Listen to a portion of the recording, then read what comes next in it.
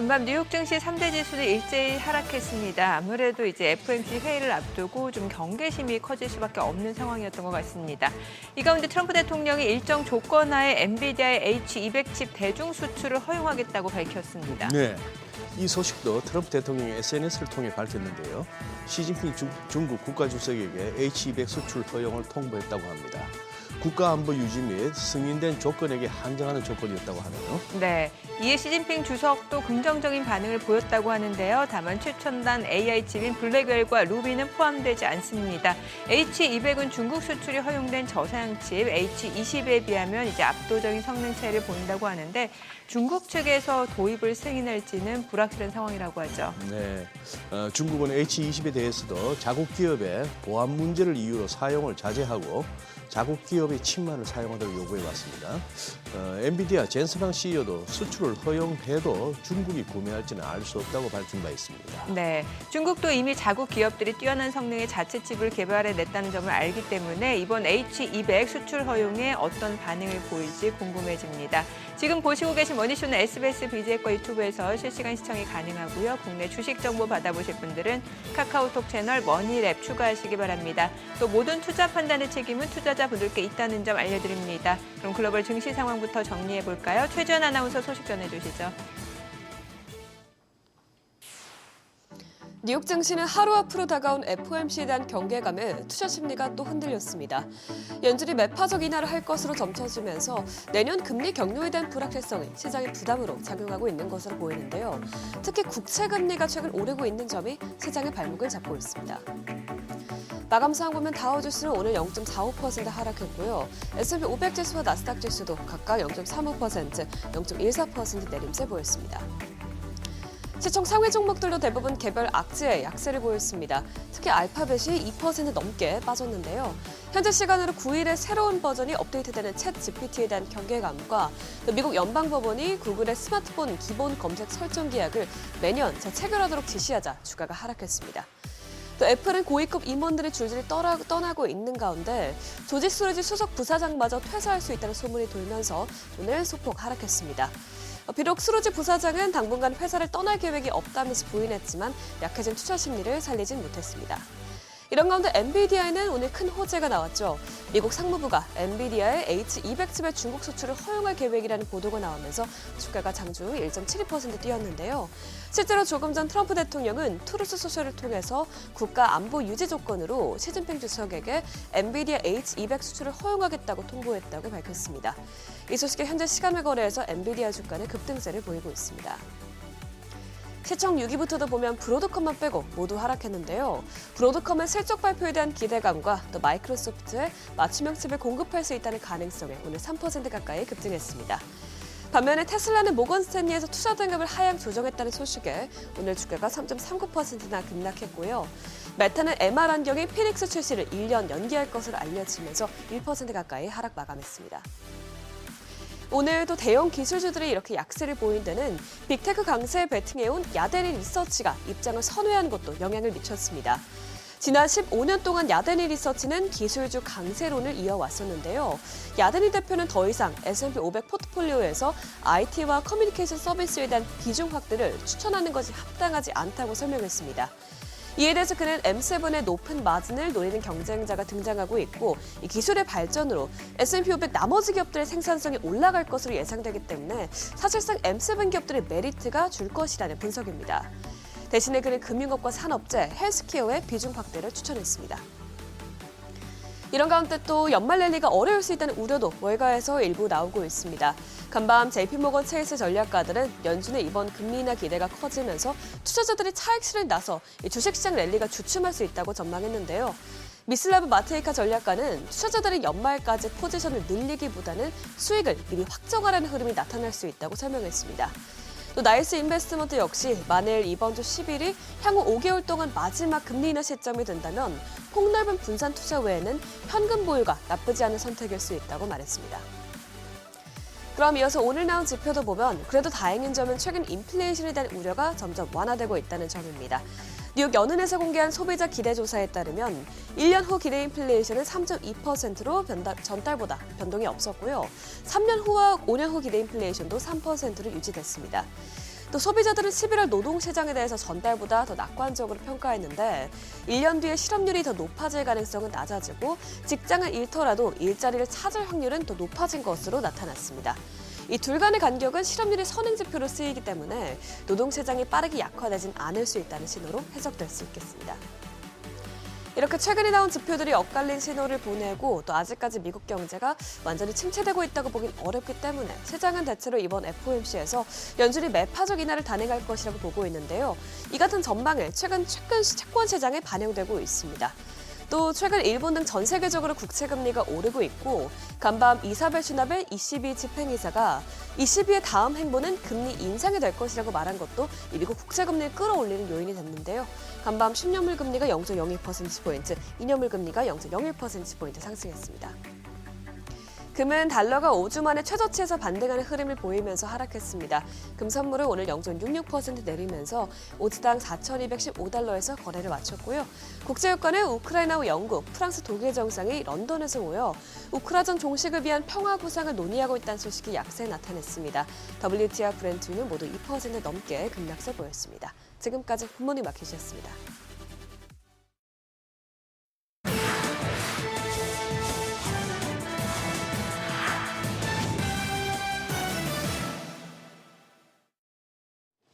외신이 주목한 주요 이슈들 짚어보겠습니다. 엔비디아의 끈질긴 노력이 통한 걸까요? 미국 정부가 저울질 끝에 중국 수출기를 터줬습니다. 조금 전 트럼프 대통령이 시진핑 주석에게 엔비디아의 H200 칩 수출 허용 사실을 통보했다는 소식이 들어왔는데 판매 수익 25%를 챙기고 승인된 고객에게만 제공하겠다는 전제 조건을 달았지만 트럼프는 시 주석이 이 제안에 긍정적으로 응답했다. 자신의 소셜미디어에 글을 올렸습니다. 젠슨 왕 CEO의 바람대로 고성능 AI 반도체까지 숨통을 틔워주기로 한 모습인데요. 다만 수출문이 열렸다 하더라도 중국 정부가 이를 받아들일지는 아직 알 수 없습니다. 트럼프가 최신 칩인 블랙웰과 곧 나올 루빈 시리즈는 협상 대상이 아니다 못 박으면서 오랜 규제로 기술 자립에 힘써온 중국이 굳이 철진한 제품을 들일 이유가 있겠냐는 지적도 나오고요. 실제로 앞서 트럼프와 만남을 가졌던 젠슨 왕 CEO 역시도 규제가 완화되더라도 중국이 칩을 구매할지는 장담할 수 없다면서 복잡한 속내를 드러내기도 한 데다 또 행정부와 달리 미 의회에서는 더 강력한 법안을 내놓으면서 강하게 반발하는 등 중국 반도체 규제를 놓고 워싱턴 정가는 여전히 줄다리기를 이어가고 있기 때문에 이번 소식만으로 허들이 완전히 거쳤다고 보기에는 다소 무리가 있어 보입니다. 실제로 정부를 등에 업은 중국 레드테크들은 홀로서기에 박차를 가하고 있습니다. 안방에서 엔비디아의 빈자리를 꿰차고 있는 바이두도 속도전에 나서고 있는데 반도체 사업 부분을 따로 떼어내서 홍콩 증시에 상장시키는 방안을 검토 중입니다. 내후년 초까지 IPO를 목표로 하고 있는데 지난 6개월에 걸쳐 약 20억 위안 규모의 펀딩을 진행했고요. 최근 기업 가치는 우리 돈 4조 원으로 평가되기도 했습니다. 바이두는 일찌감치 AI 가속기 개발에 착수하면서 중국 기술 굴기의 한 축으로 자리 잡았는데 새로 선보인 P800 칩은 모델 학습과 출원을 동시에 지원하도록 설계돼 시장에 좋은 반응을 얻고 있고요. 덕분에 올해 관련 매출은 1년 새 70% 넘게 뛸 것으로 추산되는 등 엔비디아의 빈자리를 느낄 새도 없이 치열한 안방 경쟁에 불을 지피고 있습니다. 이렇듯 요즘 AI를 빼놓고는 이야기가 안 될 만큼 어깨는 바삐 움직이고 있는데요. 덕분에 M&A 시장도 뜨겁습니다. 이번엔 IBM이 인공지능 전환을 위해 통 크게 지갑을 열었는데요.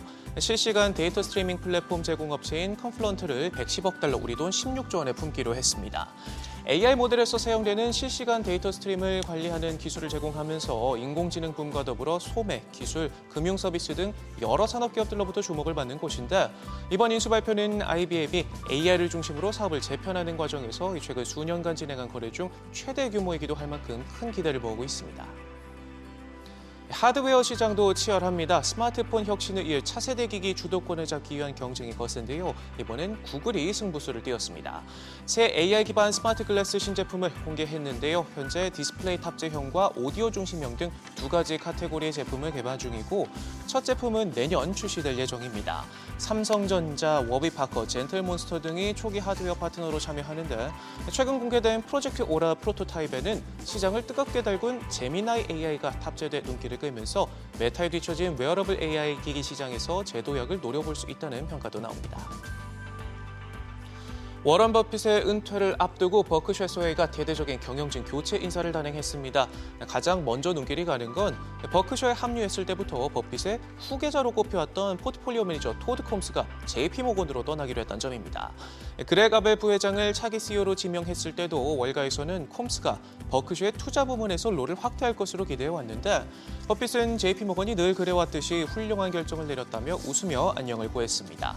이 밖에 오랜 기간 회사의 최고 재무 책임자로 자리를 지켜왔던 마크 햄버그 수석 부사장도 내년부로 자리에서 물러난다 발표하는 등 버핏의 은퇴를 기점으로 본격적인 세대 교체에 나선 모습인데요. 이제 곧 버핏 없는 버크셔의 시대가 열리게 되는데 투자 철학은 여전히 교과서에 남겠지만 시장은 인간 워런 버핏이 가진 직관과 통찰 그리고 신뢰의 무게를 후계자가 대체하기 어렵다 보고 있고요. 후계자 그렉 아벨의 투자 방식들이 얼마나 이 버핏의 감각들을 재현할 수 있을지가 앞으로의 관전 포인트가 되겠습니다.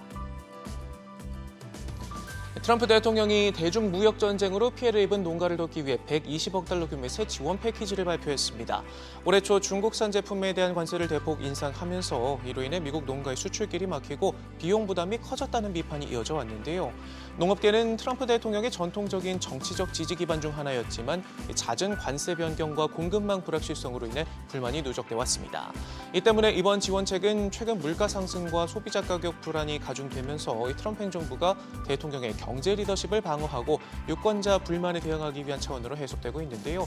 핵심 유권자층을 다시 다잡기 위한 전략으로 풀이됩니다. 지금까지 글로벌 비즈였습니다. 어제장에서 이슈가 있었던 업종 살펴보는 기업 이슈 시간입니다. 코스닥 시총 1위 알테오젠의 코스피 이전 상장 결정으로 2, 3위인 에코프로비엠과 에코프로가 차기 대장주로 주목받으면서 동반 급등했습니다. 종가 기준 코스닥 시장에서 알테오젠의 시가총액 비중은 4.89%, 에코프로비엠과 에코프로는 각각 3.38%와 3.18%입니다. 이와 더불어 증권가에서 2차 전지 주가가 저점을 딛고 반등할 것이라는 긍정적인 전망이 나온 점도 호재로 작용했는데요. 어제 에코프로 그룹주 전반적으로 살펴보면 에코프로가 21% 급등으로 가장 큰 폭으로 올랐고 에코프로비엠도 8.52%, 에코프로 H에는 7%대 올랐습니다. 마지막으로 에코프로 머티까지 5.17% 상승했습니다. 러우 전쟁 종식을 위한 미국 주도의 논의가 좀처럼 진척을 보이지 못하는 반면 러시아가 우크라이나 영토 점령전에 속도를 내고 있다는 소식에 국내 방위산업 관련주가 강세 보였습니다. 트럼프 대통령은 현지 시간 7일 우리는 푸틴 러시아 대통령과 대화해왔고 젤렌스키 대통령을 포함한 우크라이나 지도자들과도 대화했다며 젤렌스키 대통령이 몇 시간 전까지도 제안을 읽지 않았다는 것에 조금 실망했다고 말했습니다. 트럼프 대통령이 언급한 이 제안은 미국이 우크라이나에게 제시한 최신 종전안으로 해석됩니다. 다만 어떤 내용이 들었는지는 아직 구체적으로 알려지지 않았는데요. 관련돼서 올랐던 국방 관련된 종목들 살펴보면 RF 시스템즈가 7.20%, 한화 에어로스페이스도 4.69% 강세 보였고 LIG 넥스원도 3.89%, 마지막으로 한국항공우주도 3.58% 올랐습니다. 배우 조진웅이 과거 소년범 전력 논란 이후 연예계 은퇴를 선언하자 주식시장에도 여파가 미쳤습니다. 조진웅이 출연한 내년 방영 예정 드라마 시그널2의 방영 여부가 불투명해지자 관련주가 약세를 보였습니다. CJ ENM 산하 방송사 TVN은 올해 창사 20주년 특집 기념작으로 시그널2 방송을 앞두고 있었는데 조진웅의 연예계 은퇴를 선언하면서 방영 여부의 불확실성이 커진 겁니다. 관련돼서 CJ ENM이 2.25% 가장 큰 폭으로 하락했고 시그널2 제작사인 BA 엔터테인먼트를 계열사로 가진 콘텐트리 중앙이 1.87%, CJ ENM 계열사이자 시그널2의 기획을 맡은 스튜디오 드래곤도 0.77% 하락했습니다. 마지막으로 시그널 제작 유통업체 A스토리도 0.29% 하락했습니다. LG 에너지솔루션이 메르세데스 벤츠와 2조 원 규모 전기차 배터리 공급 계약을 체결했다는 소식에 주가가 급등했습니다. 공시에 따르면 메르세데스 벤츠와 2조 600억 원 규모 전기차 배터리 공급 계약을 맺었고 계약 체결 규모는 지난해 LG 에너지솔루션 매출의 8%에 달합니다. 계약 기간은 2028년 3월 1일부터 2035년 6월 30일까지며 북미와 유럽의 전기차 배터리를 판매, 공급할 예정입니다.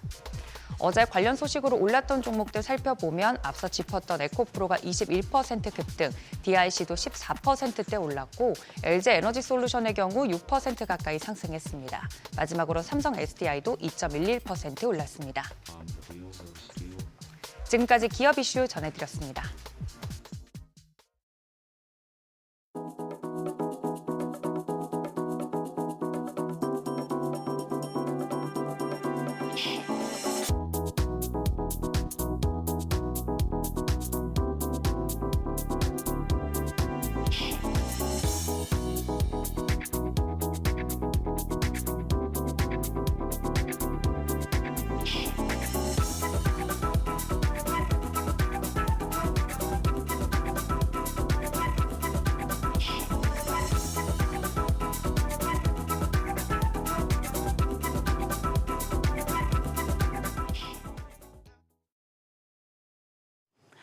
우리 시장 양대 지수 모두 상승했습니다. 특히 코스피는 오후 들어 외국인 매수세가 강하게 유입되며 전약 후강 장세를 보였습니다. 그런데 시장 전방위적으로 온기가 돌진 못했습니다. 모멘텀이 있는 섹터만 강하고 그렇지 않으면 상승장에서 소외되는 각자 도생해야 하는 장세였습니다. 그렇기 때문에 지수가 올랐어도 내 포트폴리오는 상대적으로 부진한 경우도 많으실 텐데요. 어떻게 대응해야 할지 어제장 복귀하면서 오늘장 투자 포인트 체크하시죠. 코스피는 1.3% 상승했고 코스닥도 0.3% 강세였습니다. 반도체와 2차 전지, 방산 등 대형주가 지수의 상승을 주도했습니다. 다만 나머지 종목들은 소외되면서 양시장 모두 하락 종목 수가 상승 종목 수보다 많았습니다. 코스피 하락 출발했지만 오후 들어서 외국인 매수세가 강하게 들어오며 지수가 상승폭을 키웠었는데요. 외국인 어제 홀로 3,200억 원 넘게 순매수했습니다. 기관은 300억 원 넘게 팔아냈고 개인들도 3,426억 원 순매도 기록했습니다. 코스닥 시장도 외국인이 떠받쳤습니다. 3,800억 원 넘는 사자세를 기록했습니다. 반면 기관이 1,900억 원에 가까이 순매도했고 개인들도 1,400억 원 넘는 매도 우위였습니다. 코스피 시총 상위단을 보면 SK하이닉스와 LG에너지솔루션, 하나에어로스페이스 상승폭이 컸습니다. SK하이닉스는 하락 출발했었지만 미국의 ADR 주식 예탁 증서를 발행할 수 있다는 기대감 속에 6% 넘게 뛰었고요. LG에너지솔루션도 6% 뛰었는데 2조 원 규모의 메르세데스벤츠 전기차 배터리 공급 계약 소식 덕분이었습니다. 코스닥 시총 상위단에서는 에코프로 형제의 상승세가 눈에 띕니다. 2차 전지 업황 회복 기대감이 커지자 에코프로가 21% 넘게 급등하며 신고가를 기록했습니다. 에코프로도 8% 넘는 강세 보여줬습니다. 또 시총 1위 알테오젠도 상승했는데요. 코스피 이전 상장을 결의했지만 주가 상승폭이 그렇게 크지는 못했습니다. 환율이 다시 1,470원대를 하회했습니다. 정규장 마감 시간 달러 기준 1원 90전 내린 1,466원 90전에 거래를 마쳤습니다. 이번 주 미국의 기준금리 결정을 앞두고 관망세가 짙어진 것으로 풀이됩니다. 하지만 야간 거래에서는 다시 1,470원대로 웃돌았습니다. 미국 국채금리가 달러 인덱스와 함께 오르는 가운데 일본 지진으로 쓰나미 경보가 울리며 엔화가 약세를 보이자 여기에 동조된 겁니다. NDF에서 달러원 1개월물은 오늘 새벽 6시 기준 1,469원 10전을 기록했는데요. 오늘 환율 1,470원 부근에서 출발하겠습니다. 호재가 있는 섹터에만 매수세가 몰리고 있습니다. 특히 코스닥 시장에선 바이오에서 로봇에서 2차 전지로 순환매가 돌고 있는데요. 다음 타자는 누굴까요? 오늘 주식시장에 영향을 줄 뉴스들 정리했습니다. 우선 오늘 새벽에 엔비디아 H200칩 관련 소식이 보도됐죠. 도널드 트럼프 미국 대통령이 시진핑 중국 국가주석에게 미국이 강력한 국가 안보를 계속 유지할 수 있다는 조건으로 엔비디아가 중국과 다른 국가에 승인된 고객에게 H200 제품을 출하하는 것을 허용할 것이라고 통보했다고 밝혔습니다. 시 주석이 긍정적으로 반응했다고 하는데요. 이 소식에 시간의 거래에서 엔비디아가 2% 가까이 뛰었었고요. H200 관련해서 우리 시장에서도 삼성전자와 SK하이닉스 그 외에 반도체 소부장단 영향을 받겠습니다. 한편 AI 쪽도 주목됩니다. 사우디 국영 AI 기업인 휴메인 CEO가 오늘 방한합니다. 네이버와 SKT 또 AI 관련 정부 관계자들을 두루 만날 것으로 전해지는데요. 휴메인은 xAI와 엔비디아와 함께 500메가와트급 초대형 AI 데이터 센터 프로젝트를 착수할 계획을 공개한 바 있어서 AI 데이터 센터 관련해서 우리 기업들과도 협력할지 관심이 모아집니다. 그리고 구리값이 계속해서 오르고 있어서 참고하셔야겠습니다. 중국이 내년 경제 성장 방향을 내수 확대로 강조하면서 글로벌 구리 가격이 사상 최고치를 경신했습니다. 현지 시각 8일 런던 금속거래소에서 산업용 구리 가격은 1.3% 상승한 톤당 11,771달러를 기록했습니다. 구리 가격이 오르면 전선업계는 호재여서 국내 증시에서 구리 관련주는 물론 전선과 전력설비 관련주들이 긍정적인 영향 받을 수 있겠습니다. 오늘 장에서 뉴스가 있는 테마들 흐름 체크하시죠. 오늘 신규 상장하는 종목이 있습니다. 영국 소재 반도체 및 2차 전지 검사 장비 전문 기업인 테라뷰가 오늘 코스닥 시장에 상장합니다. 코스닥 시장에 상장하는 첫 번째 영국 기업이란 점에서 시장의 관심을 받고 있습니다. 한편 어제 시간의 거래에서는 일부 로봇주가 상승세를 이어갔습니다. 현대차 그룹 로봇 전문 기업인 보스턴 다이내믹스의 CEO가 내년 1월 CES 2026에서 피지컬 AI의 발전 방향을 제시합니다. 이때 로봇 사업 관련 새로운 비전을 공개될 가능성이 높아서 관련주가 주목받고 있습니다. 로봇주 강세 이어질지 지켜보시죠. 그럼 프리마켓 통해 개장 분위기 가늠해 보겠습니다. 미국의 기준금리 결정을 앞두고 뉴욕 증시는 숨고르는 모습이었는데요. 트럼프 대통령의 HBX 중국 수출 허용이 그 이후에 나왔기 때문에 어느 정도 호재가 될지 지켜보셔야겠습니다. 일단 유가증권 시장 시총 6위까지 살펴보면 삼성전자는 상승합니다. 0.2% 가까운 오름세로 10만 9,700원. 반면 SK 하이닉스는 1.2% 약세 기록하고 있습니다. 현재 프리마켓에서 57만 원에 거래됩니다. LG 에너지 솔루션도 반락합니다. 1.6% 내림세로 거래가 44만 4,500원. 삼성 바이오로직스가 0.5% 강세고요. 현대차는 1.4% 넘게 내려갑니다. 31만 1,000원대에 거래되고 있습니다. 코스닥 시총 1위부터 6위까지도 확인하시죠. 알테오젠 상승세 이어갑니다. 1.8% 가까운 오름세, 거래가는 46만 6천 원이고요. 에코프로비엠은 0.8% 약세 기록하고 있습니다. 17만 1,900원. ABL 바이오도 0.8% 하락세 이어집니다. 18만 5,300원에 거래되고 있고요. 레인보 로보틱스 반락합니다. 1.2% 내림세로 44만 원. 리가켄 바이오가 0.8% 오름세, 거래가 18만 4,500원이고요. HLB는 0.5% 내립니다. 현재 프리마켓에서 4만 9,350원대에 거래되고 있습니다. 코스피 2거래일 연속 크게 오른 상황에서 오늘 단기 매물이 출회될 수 있는 구간이라 장 초반 분위기 주의 깊게 보셔야겠는데요. 어떤 섹터가 시장 주도권을 잡고 갈지 살펴보시죠. 지금까지 어제장 오늘장이었습니다.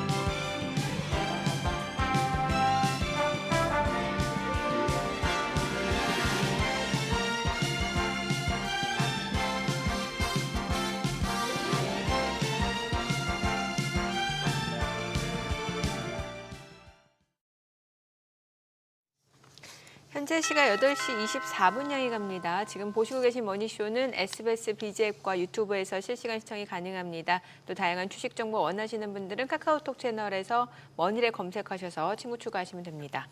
이제 FOMC를 앞두고 있는 상황에서 네. 이 증시는 좀 쉬어가고 있는 상황이고 국채 수익률이 좀 미국 국채 수익률이 올라가는데 자, 이 부분에 대해서 또 여러 가지 해석들이 나오는 것 같습니다. 뭐 차기 연준 의장 후보로 케빈 해시 거론되고 있는데 케빈 해시 발언도 약간 뉘앙스가 바뀌고 있잖아요. 예. 네, 뭔가 채권 시장 달래는 느낌이기도 하고. 그거는 뭐 정민 앵커의 평가로는 유연하고 네.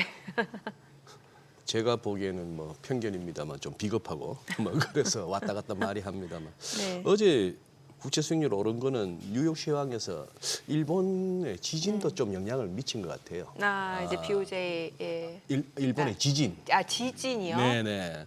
일본 동북부 쪽에서 그 이제 홋카이도 쪽으로 연결되는 거기서 네. 뭐 한 7.8 정도의 지진이 있었다니까 아마 그런 것 같죠. 뭐 그렇게 됐을 때 이제 일본계에서 조금 국채를 팔아야 되는 상황이 될 수도 있는 거 아닌가 뭐 네네. 그런 상황인데 뭐 그렇게 뭐 수익률이 많이 뛴 건 아니고 그렇죠. 그런 상황이니까 그만큼 쓸 게 없는 며칠이 된 거죠.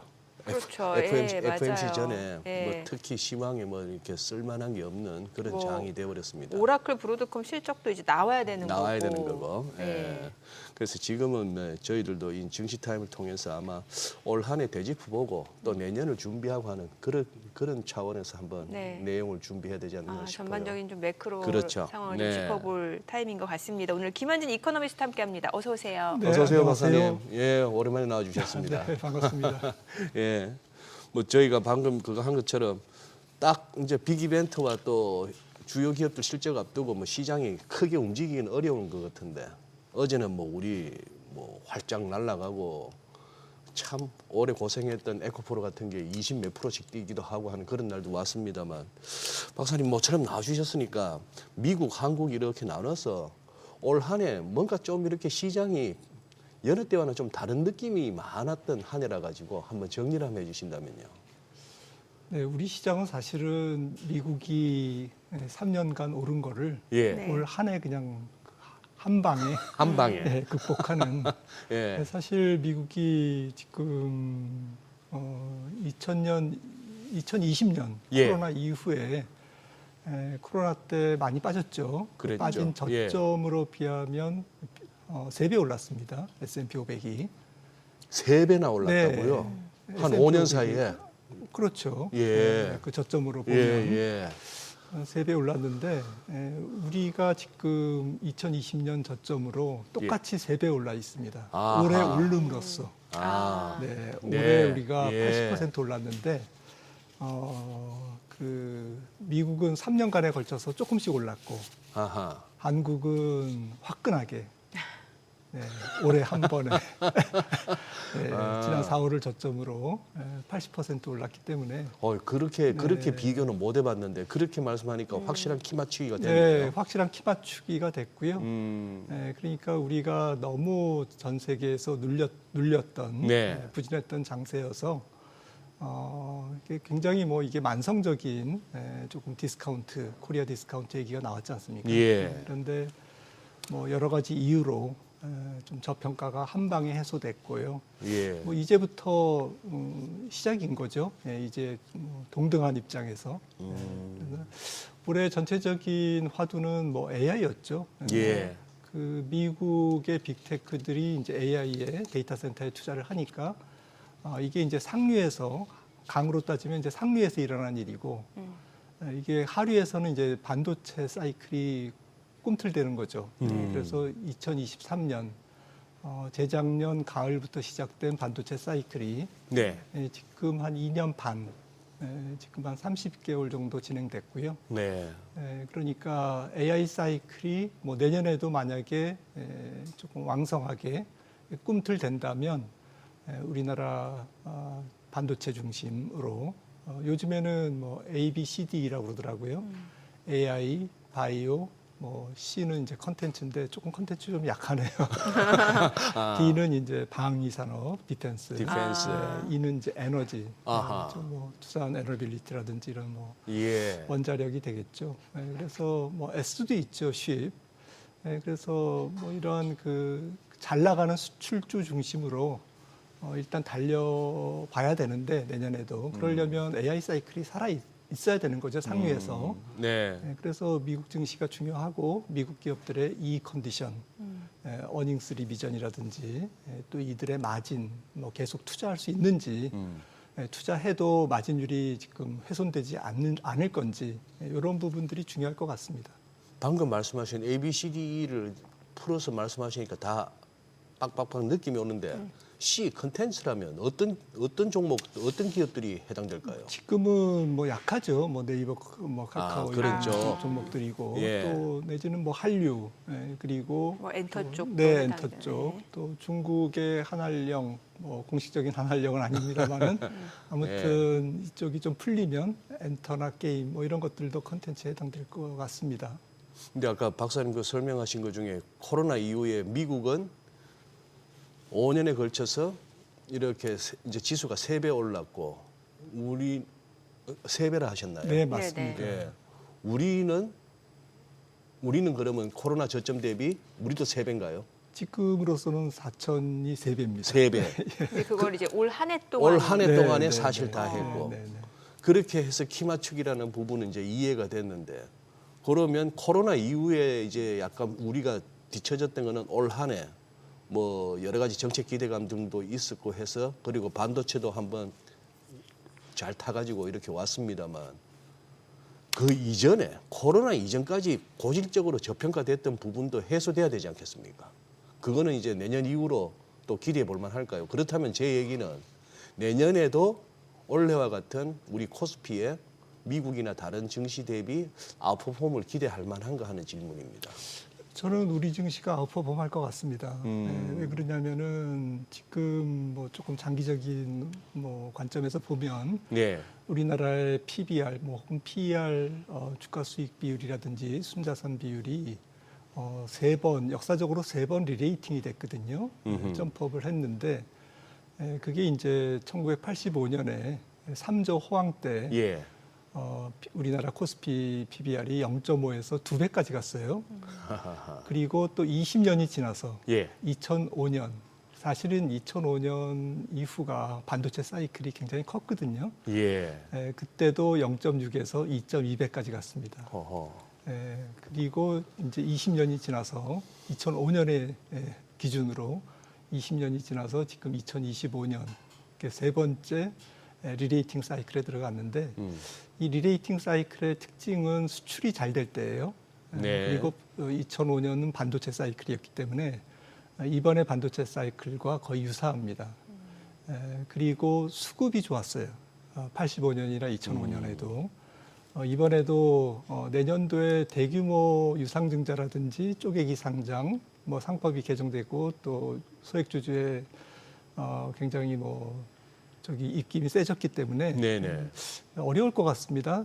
대규모 상장이나 또 높은 밸류에이션의 상장 이런 것들이 이렇게 공급은 조금 제한된 상황에서 수요는 뭐 자사주 매입 그리고 그동안 저평가되어 있던 한국 증시에 조금 기관 또 개인 또 연기금 또 외국인 이러한 수급 주체들이 전체적으로 우호적인 입장일 것 같아요. 사실은 2008년 이후에 미국 증시가 꾸준하게 올라왔던 네. 그런 그 배경에는 자사주 매입이 가장 큰 역할을 했거든요. 뭐 이익 증가도 있었지만. 네네.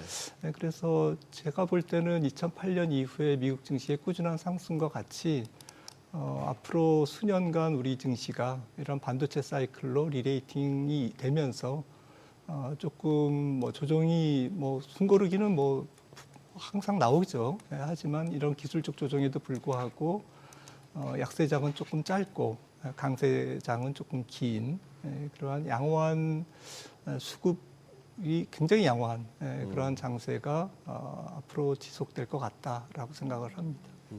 지금 반도체 사이클 리레이팅 말씀을 주셨는데도 제가 다른 방송 출연하신 내용을 좀 체크를 해봤는데 이제 뭔가 투자 패러다임이 변해야 된다. 그러니까 단순한 경기 사이클이 아니라 뭐 미중 간 패권 전쟁이라든지 AI 산업혁명과 같은 이 부분에 좀 아이디어를 맞춰서 투자를 해야 된다라는 말씀을 주신 걸로 제가 봤거든요.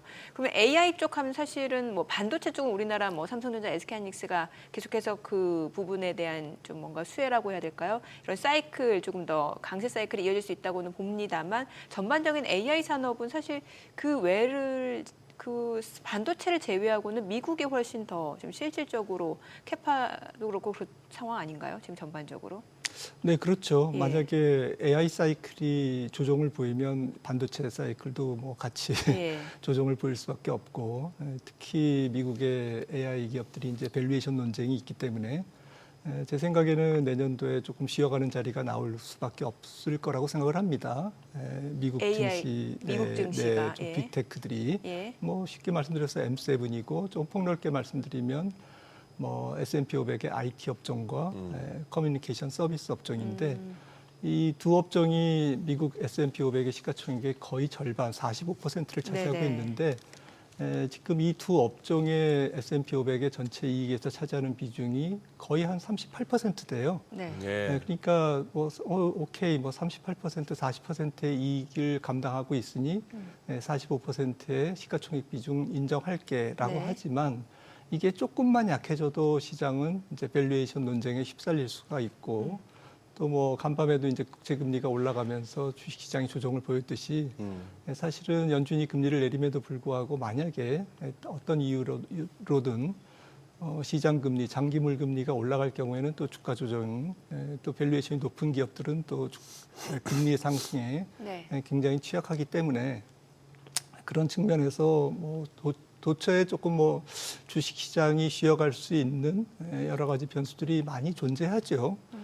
그럼에도 불구하고 제 생각에는 어쨌든 AI 사이클이 내년도가 끝이라고 보는 사람들은 아마 없을 겁니다. 네네. 2030년까지 데이터 센터의 용량이 미국 같은 경우에 거의 2.6배 정도 증가하는 걸로 지금 보고가 되어 있거든요. 예. 네. 2.6%가 아니라 2.6배입니다. 2.6 배. 향후 5년간. 네, 그러니까 갈 길이 멉니다. 예. 그래서 내년도에 만약에 AI 사이클의 미국의 조정이 나온다면 주가 조정을 불러일으키기에 충분하지만 그거는 우리가 장기적으로 S커브 얘기 많이 하지 않습니까? S커브의 조금 전반부, 그러니까 전반전에 S커브를 하시면 성장 S커브가 S자로 이렇게 성장을 하는 항상 이게 조금 고성장 업종이 S자 모양으로 성장을 하는데 예. S자의 중간이 약간 평탄하게 그 모양 S자를 옆으로 눕히나요? 예, 약간 눕히면 예. 죄송합니다. 네. 누운 S자. 네.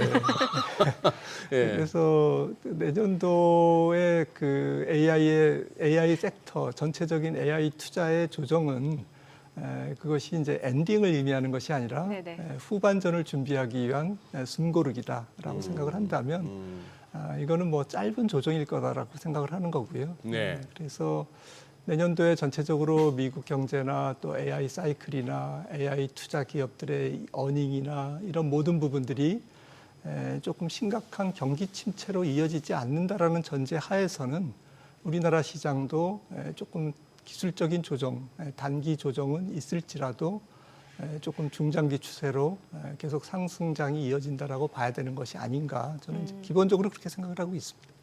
그러면 이제 투자자 관점에서 지금 이제 미증시와 국내 증시가 이제 같은 레벨까지 올라온 상황이니까 그러면 이제 국내 증시가 더 아웃퍼폼을 할 수 있다라고 보시는 거예요? 아니면 미국도 마찬가지로 좋아진다라는 거예요, 계속? 양 증시가 내년도에 뭐 시간이 많이 남아서 사실은 우리가 미래를 그렇게 예측을 정확하게 할 수는 없습니다만은 그래도 양 증시가 일단은 숨고르기는 불가피하다. 뭐 한국 증시도 밸류에이션 논쟁이 여기서 더 올라가면 네, 밸류에이션 논쟁이 휩싸릴 거고 미국은 말할 것도 없고. 네. 하지만 미국 증시가 조정을 보이는 것만큼 우리나라 증시는 조금 적게 조정을 보일 거고 또 조정 이후에 상승이 계속되는데 네. 그 이후에도 상승 탄력이 우리나라가 미국에 뒤지진 않을 것이다. 라고 생각을 하고요. 여기서 한국 주식이 조금 뭐 이렇게 멈추기가 어려운 이유는 제 생각에는 내년도에 삼성전자, SK하이닉스 이 반도체 기업들의 이익이 굉장히 크게 증가하는 걸로 전망이 되고 있는데 네, 애널리스트 전망이. 뭐 애널리스트 전망이 꼭 맞는 것은 아니지만 제 생각에는 반도체 사이클은 굉장히 조금 정형적이거든요. 네. 그래서 조금 잘 안 틀립니다. 반도체 사이클은 또 기간이라는 것도 있고요. 네. 지금 이게 굉장히 큰 사이클인데 뭐 말씀드렸듯이 2, 3년밖에 진행이 안 된 거거든요. 그래서 앞으로 한 1, 2년은 조금 남아 있다라고 생각을 하고 있고 그래서 이 반도체 기업으로 한 500포인트 정도는 올라갈 것 같고 아까 말씀드렸던 나머지 A가 이제 우리나라는 반도체에 해당되는 거니까요. 네. 나머지 B, C, D, E, 뭐 그다음에 조선 이런 종목들이 이런 업종들이 다 500포인트 정도 올리면 이번 코스피의 상승은 한 5천까지는 갈 수 있지 않을까 개인적으로 그렇게 보고 있습니다.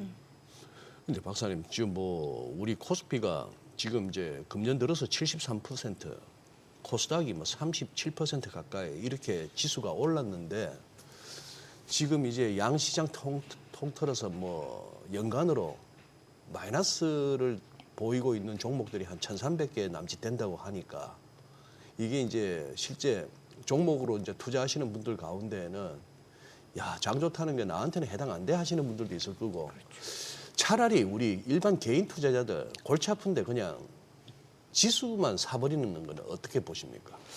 저는 지수에 투자하자라는 주의고요. 네. 그 개별 종목을 맞추기가 어렵기 때문에 네. 지수 투자가 가장 유리하다. 그리고 지수 투자는 나의 노력, 내가 그렇게 노력을 안 해도 시장이 알아서 좋은 종목을 편입시켜 준다라는 거죠. 네. 왜냐하면은 예를 들어서 반도체 섹터 ETF도 마찬가지입니다. 반도체 ETF를 사면 앞으로 삼성전자가 많이 오를지 하이닉스가 많이 오를지 개인적인 의견은 있습니다만은 정확하게 모르지 않습니까? 예. 그걸 고민할 필요가 없다라는 거죠. 전체적인 그 S&P나 코스피 200을 쫓아가는 기초자산으로 하는 ETF도 마찬가지라고 생각을 합니다. 그래서 제 생각에는 중장기적으로는 ETF 투자가 조금 유리하다라고 생각을 하고 있습니다. 지금 이제 AI 관련해서는 기존에 앞서서 이제 미국의 시가총액 상위 큰 비중을 차지하는 기업들이 이제 빅테크, 흔히 말하는 매그니피센트 세븐이라고 하는 기업들이 이제 AI 산업을 주도하다 보니까 근데 이 부분에 대해서 좀 리밸런싱이 필요하다는 의견이 많이 나오고 있는 거예요. 실제로 좀 야덴 리서치 쪽에서도 이제 빅테크 쪽 비중을 좀 줄이고 그 밖에 다른 쪽 이제 다 모든 게 AI 경쟁이니까 다 AI 관련 종목이 될 수 있다라는 시각을 이제 뷰를 제시를 해서 이것도 이제 투자자 관점에서 뭔가 좀 아이디어 측면에서 가져가야 된다는 생각이 들거든요. 그럼 금융도 될 수 있고 헬스케어도 될 수 있고 이런 거에 대해서는 어떻게 보세요? 맞습니다. 지금 과열 논쟁이 AI 섹터에서 계속 될 것 같고요. 예. 근데 그럼에도 불구하고 AI 섹터의 리더십이 주식시장에서의 리더십이 상실되면 나머지 섹터들 그거를 이용하는, 네. 응용하는 그러한 활용하는 금융이라든지 말씀하셨던 서비스라든지 유통이라든지 이런 업체들도 조금 버티기가 어렵겠죠. 네. 그래서 제 생각에는 일단 AI가 무너지면 안 된다. 하지만 야덴이라든지 미국의 영향력 있는 애널리스트들이 사람들이 얘기하는 것처럼 지금 금광 개발 붐이 있을 때 사실은 금광 주식보다는 이제 도구를 만드는 기업들이 돈을 벌었듯이 이걸 또 활용하는 기업들이 네. 돈을 벌었듯이 금세공업자라든지 예. 마찬가지로 AI에 지금 막대한 자금을 쏟아붓고 있는 네. 그 빅테크 중심 기업들보다는 그것을 활용하는 다양한 응용 기업들의 이제 쪽에서 실적이 개선될 수 있다라는 것은 동의하지만 네. 하지만 결국에는 이번 장세의 마지막 엔딩은 AI의 거품으로 끝날 것이다라는 생각이 좀 기본적으로 있고요. 일단 주도주의 리더십이 조금 무분별한 보다 더 비이성적인 과열로 치달을 때 전체적인 장이 무너질 가능성이 높지. 굉장히 점잖게 AI가 많이 올랐기 때문에 이러한 빅테크들이 M7이 많이 올랐기 때문에 이쪽은 좀 쉬고 응용하는 기업들이 또 나머지 일반적인 섹터들이 골고루 순환매를 돌면서 조금 편안하게 올라갈 거다라고 생각하는 것은 제가 본 한 40년의 주식시장의 생리상 네. 그런 일은 거의 없다. 주식시장은 그렇게 점잖지 않다라고 생각을 합니다. 그러니까 비이성적인 과열이 나타날 때 그때 네. 이제 거품이 꺼지는 네. 징조다. 네. 그래서 아마도 이제 빅쇼트의 마이클 버리 같은 경우도 내년까지 이제 엔비디아나 이런 빅테크를 쇼트하지 않았습니까? 풋옵션을 샀는데 이런 측면도 조금 긴 관점에서 우리가 생각을 해야 될 것 같아요. 당장 다음 달, 다음 분기에 AI가 무너진다 이렇게 보기보다는 네. 내년 어느 정도에서는 AI가 결국에는 자기 무게, 증시의 시가총액 무게를 이기지 못하고 결국에는 자기 무게에 지쳐서 좀 하락하지 않을까라는 것에 포인트를 두고 있는 것이 아닌가. 그리고 그러한 AI 사이클의 숨고르기는 끝이 아니고 그다음 후반전을 위한 건강한 조정이다라고 생각을 합니다. 예. 그럼 닷컴 버블 때와는 확실히 다른 거네요. 네, 닷컴 버블 때는 이익과 그 주가의 괴리가 너무 컸죠. 그래서 나스닥 100 PER도 거의 한 70배까지 갔고요. 지금은 뭐 한 30배 정도밖에 안 되고 주도주의 PER도 M7이라고 해봤자 지금 15배에서 한 30배 사이인데 사실 M7도 시가총액 비중이 지금 32%인데 미국 시장 전체에서 이익 비중이 뭐 4분의 1이에요. 25%. 그러니까 이제 이것이 유지된다면 이런 정도가 유지된다면 버티는 거죠. 버티면서 지금 S&P 500 PER이 22배인데 뭐 25배라든지 6배까지 올라갈 수 있을 거라고 생각을 합니다. 네. 박사님 그 신입 사원 때가 몇 년도십니까? 왜 그거 물어보십니까? 아니 제가 지금 86년입니다. 86년이시죠? 네. 제가 지금 코스피 장기 차트를 띄워놓고 이렇게 보니까 제가 89년에 신영정권에서 김한진 대리 시절에 제가 이제 박사님을 처음 뵙고 예. 그때 소장님은 그때 신입 사원 신입 예. 벽에다가 모는 종이 붙여놓고 제 사수가 저보다 2살 어린 사수가 모는 종이하고 자하고 연필 갖고 와서 매일 그 차트를 그리래요. 모는 종이. 모는 종이를 모르시는구나. 아니 아는데 거기다 차트를 그리. 차트를 직접 손으로 그린다는 거지. 그 시절. 요즘 우리 김대호 박사님 그 보면은 아직도 아날로그 칠판에다가 막 직접 그리시잖아요. 강의하실 때 보면 유튜브 보면은 뭐 그런 분인데 그때 제 기억에 참 장 좋아가지고 네. 여의도가 흥청망청했거든요. 그렇다고 뭐 김한진 박사님이 뭐 흥청망청 스타일은 아니신데 그때도 진짜 학자 스타일이시고 하는데 그러고 나서 몇 년 쫙 빠진 게 기억이 나고 그때는 저는 이제 또 살짝 딴 데에서 노니까 주식별로 그거 할 또 기억에 94년부터 IMF 올 때까지 또 진짜 긴 어떤 암흑기가 있었고요. 그 다음에 닷컴 버블이 있었고, 그 다음 금융위기 있었고, 또 우리 뭐 잘 모르지만 코로나 때만 생각합니다만 2018년 초부터 해가지고 코로나 오던 2020년 3월까지 근 한 2년 남짓을 갖다가 주구장창 빠졌는데 이런 장은 못 견디지 않습니까? 어지간한 개인들이. 우리 뭐 지난 11월 달에 뭐 한 6% 고점 대비 6% 좀 더 밀리는 그걸 갖고 막 난리들을 쳤는데 그런 조정이 얼마든지 있을 수 있는 거고. 제가 드리고 싶은 질문은 혹시나 하도 장이 좋으니까 전 세계가 그동안에 이렇게 빚으로 뭐 재정 확대, 저금리, 마이너스 금리 이런 걸로 막 풀려왔던 이 부분이서 조금씩 눈에 안 보이게 골마 터져가는 부분들이 있음에도 불구하고 현재는 안 드러난단 말이죠. 근데 이런 부분들이 혹시라도 내년에 이렇게 가시화될 가능성은 안 보시는지 아니면 그걸 갖다 얼마든지 각국 정책 지도자 내지는 정치 지도자들이 매니저 할 수 있다고 보시는지요? 제 생각에는 내년도에 가장 큰 위험은 주가가 많이 오르는 위험일 것 같습니다. 많이 오르는 위험. 그러니까 지금 S&P 500 6,800이나 코스피 4,000에서 뭐 한 4, 5% 오르고 그리고 내년도에 또 내년을 지나서 후년에도 조금씩 또 오르고 이러면 위기가 안 오는데요. 사람들의 탐욕과 열광이 주식시장을 너무 단기에 과열로 만들 경우에 가령 뭐 S&P 500이 내년 상반기까지 8,000을 간다든지 말씀드렸듯이 PER이 지금 22배에서 26배까지 단숨에 간다든지 이렇게 되면 뭐 앞으로 1년이 아니라 2년, 3년치 이익을 앞당겨서 현재 주가에 반영하는 그러한 과열 장세를 의미하는 건데요. 그렇게 될 경우에는 결국에는 주가가 말씀드렸듯이 조금 그 제풀에 지쳐서 그 무게에 지쳐서 빠지면서 그리고 이제 주가가 빠지면 AI 투자가 조금 주춤하겠죠. 눈치를 보고 서로. 그러면서 이제 AI 투자가 멈추고 그리고 주가가 빠지니까 이제 소비가 줄고 그리고 소비가 줄면 지금의 12개월, 24개월 예상 EPS 전망이 그 시점에서 주가가 예를 들어서 5%, 10% 이상 빠진 상태에서는 훨씬 더 그 간극이 생기겠죠. 그 간극을 메워야 되는 주가가 빠짐으로써 메워야 되는. 그래서 훗날 나중에 그것을 정말 무모한 비이성적인 게임이었다. 이렇게 이제 나중에 이제 자평하게 되는 거죠. 그래서 우리가 법을 열차에서 못 뛰어내리는 이유는 이러한 메커니즘 때문에 그렇습니다.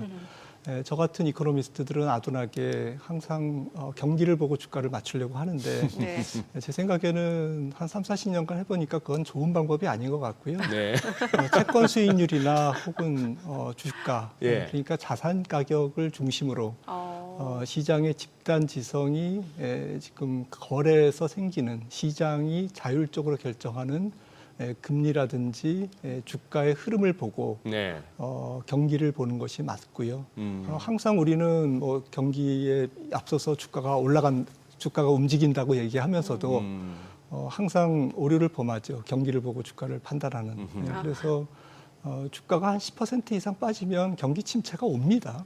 그래서 경기 침체가 결국에는 주가를 또 한 번 더 빠뜨리고요. 지금같이 유동성이 많이 풀려 있고 또 레버리지 상품, 각종 파생 상품들이 굉장히 난무한 이런 상태에서는 그러한 변동성이 훨씬 더 클 수밖에 없는 그러한 거죠. 네. 그래서 제 생각에는 조금 적게 오르면 큰 위험은 없을 것이라고 생각합니다. 왜냐하면 은행 시스템에 문제가 있거나 우리나라도 그렇고 미국도 그렇고요. 3호 시장에서 뭐 문제가 있다고 하지만 뭐 사실은 그렇게 큰 문제는 아닌 것 같고요. 전체 미국 경제 규모로 봤을 때는 가장 큰 위험은 주가가 너무 비이성적으로 올라감으로써 경기 침체가 올 확률.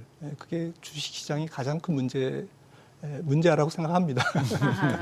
결국에는 자산 가격을 둘러싼 투자자들 심리가 또 굉장히 중요한 네. 변수겠네요. 자, 지금 8시 52분 향해 갑니다. 오늘 양시장 호가 상황 좀 체크해 보겠습니다. 먼저 코스피 좀 보도록 할게요. 오늘 0.7% 하락 예상됩니다. 지금 호가에서는 4,126, 코스닥은 927. 양시장 일단 하락 출발 예상되는데 사실 어제장만 보더라도 호가 분위기 다르고 개장하고 나서 다르고 또 오후 들어서 다릅니다. 굉장히 장중의 변동성이 큰 상황이기 때문에 오늘도 일단은 뭐 호가와 개장 후에는 또 다를 수 있다라는 점은 좀 염두를 해주셔야 될 것 같아요. 시가총액 상위 종목 예상가 보겠습니다. 삼성전자가 오늘 2% 하락 출발 예상됩니다. 지금 호가는 106,300원, SK하이닉스 보합 예상되고 있고요. LG 에너지솔루션은 1% 하락 예상됩니다. 호가는 447,500원, 삼성바이오로직스 호가는 163만5천원, 삼성전자 우선주 예상 체결가 81,000원이고요. 현대차가 오늘 2%가량 하락 출발 예상됩니다. 호가 30만 9천원. 두산 에너빌리티 기아 보합권이고 한화 에어로스페이스가 0.9% 상승 예상됩니다. 예상가 94만 6천원. HD 현대 중공업 0.7% 상승 예상되고요. 호가 54만 7천원으로 나타나고 있습니다. 코스닥 시가총액 상위 종목 예상가도 보겠습니다. 알테오젠 오늘 2% 상승 예상됩니다. 지금 호가는 46만 7천원. 에코프로 BM, 에코프로 어제 2차 전지 관련주를 많이 올랐었죠. 오늘 호가에서는 좀 하락 출발 예상되고 있는 상황인데 각각 예상 체결가 17만 1천원, 11만 6,400원. 에이벨바이오는 상승 출발 예상됩니다. 호가 18만 8,500원. 레인보로보틱스 소포 하락 출발 예상되고 있고요. 리가캠바이오가 1.8% 상승 예상됩니다. 지금 호가는 18만 6,300원으로 집계가 됩니다. 코롱티슈진도 호가 7만 8천원으로 상승 출발 예상되고 있고요. HLB 예상 체결가 49,100원. 팩트론, 리노공업 모두 상승 출발 예상됩니다. 각각 호가 26만 8,500원, 6만 5,500원으로 나타나고 있습니다. 제재 개장까지 6분가량 남은 상황인데 자, 일단 양시장이 좀 하락 출발 예상되고 있는 모습이고 어제는 바이오주, 코스닥 쪽에서 바이오주 쪽에서는 이제 매도세가 좀 나오고 2차 전지 쪽으로 매수세가 유입되는 모습이었는데 글쎄 또 오늘은 어떤 분위기가 전개될지 지금 예측이 쉽지 않은 상황이네요. 네. 예. 어제 뭐 2차 전지 오른 네. 거에 대해서 또 그런 분석도 있더라고요. 알테오젠이 코스닥 시총 1위였다가 이제 코스피로 옮긴다니까 네네. 이제 코스닥 내 시총 1, 2위가 또 이제 달라지니 또 거기 맞춰서 또 뭐 기계적으로 사줘야 되는 그런 매수세도 좀 들어왔다 뭐 이렇게도 네. 하던데. 그러니까요. 지금 뭐 야간 선물은 한 0.7%대 마이너스였으니까 아까 처음 딱 보였던 숫자가 야간 선물을 반영한 거고 하니까 어제 또 많이 올랐으니 뭐 그렇게도 보입니다. 저기 박사님, 요 이제 개장 전까지는 요 부분 한번 좀 짚어봐야 되겠는데 통화정책 부분입니다. 지금 다들 이제 연준 FOMC 쳐다보고 있고 뭐 저기 저는 어제 오후 방송에도 말씀드렸습니다만 같은 날 있는 캐나다도 한번 결정을 한번 잘 봐야 되겠다 싶은 생각하지만 지금 22도 슬쩍이 나오는 얘기가 금리 인하는 영 끝났고 오히려 금리 인상을 갖다가 입에 올리는 사람이 나오기 시작했고 BOJ 금리 인상. 지금 제 얘기는 이 주요국들 특히 주요 선진국들이 이 괴리가 생긴다는 거죠. 미국은 이제 내릴 일만 남았다는데 딴 데는 같이 내려줘야 되는데 이제 올린다면은 이제 조금 뭐 환율 측면에서나 금리 측면에서나 좀 혼선이 생길 것 같아가지고요. 네, 22도 앞서 미리 내렸기 때문에 네. 여기서 추가로 인하하는 거는 굉장히 부담스러울 것 같고요. 뭐 영란은행도 마찬가지고. 영국도. 네. 그리고 뭐 BOJ는 뭐 아시다시피 뭐 지금 제로 금리에서 탈출한 지 얼마 안 됐으니까 예. 0.5%에서 지금 중립금리인 1.2% 혹은 2%까지는 올라가는 방향이고요. 지금 지각생이죠, 금리 인하에. 예. 그래서 이런 부분들이 이제 미국과 말씀하셨듯이 통화 정책의 격차가 생기면서 내년까지 달러 인덱스를 조금 약하게 만드는 뭐 단기적으로 한 3개월에서 6개월, 한 1년까지의 기간 중에 환율 시장을 가장 잘 설명하는 것은 양국의 미국과 다른 나라의 실질 금리 차이고 특히 시장 금리의 차이거든요. 이런 부분들에서 지금 뭐 조금 달러가 조금 내년도 중반까지는 약할 가능성이 있지 않을까 그렇게 생각을 합니다.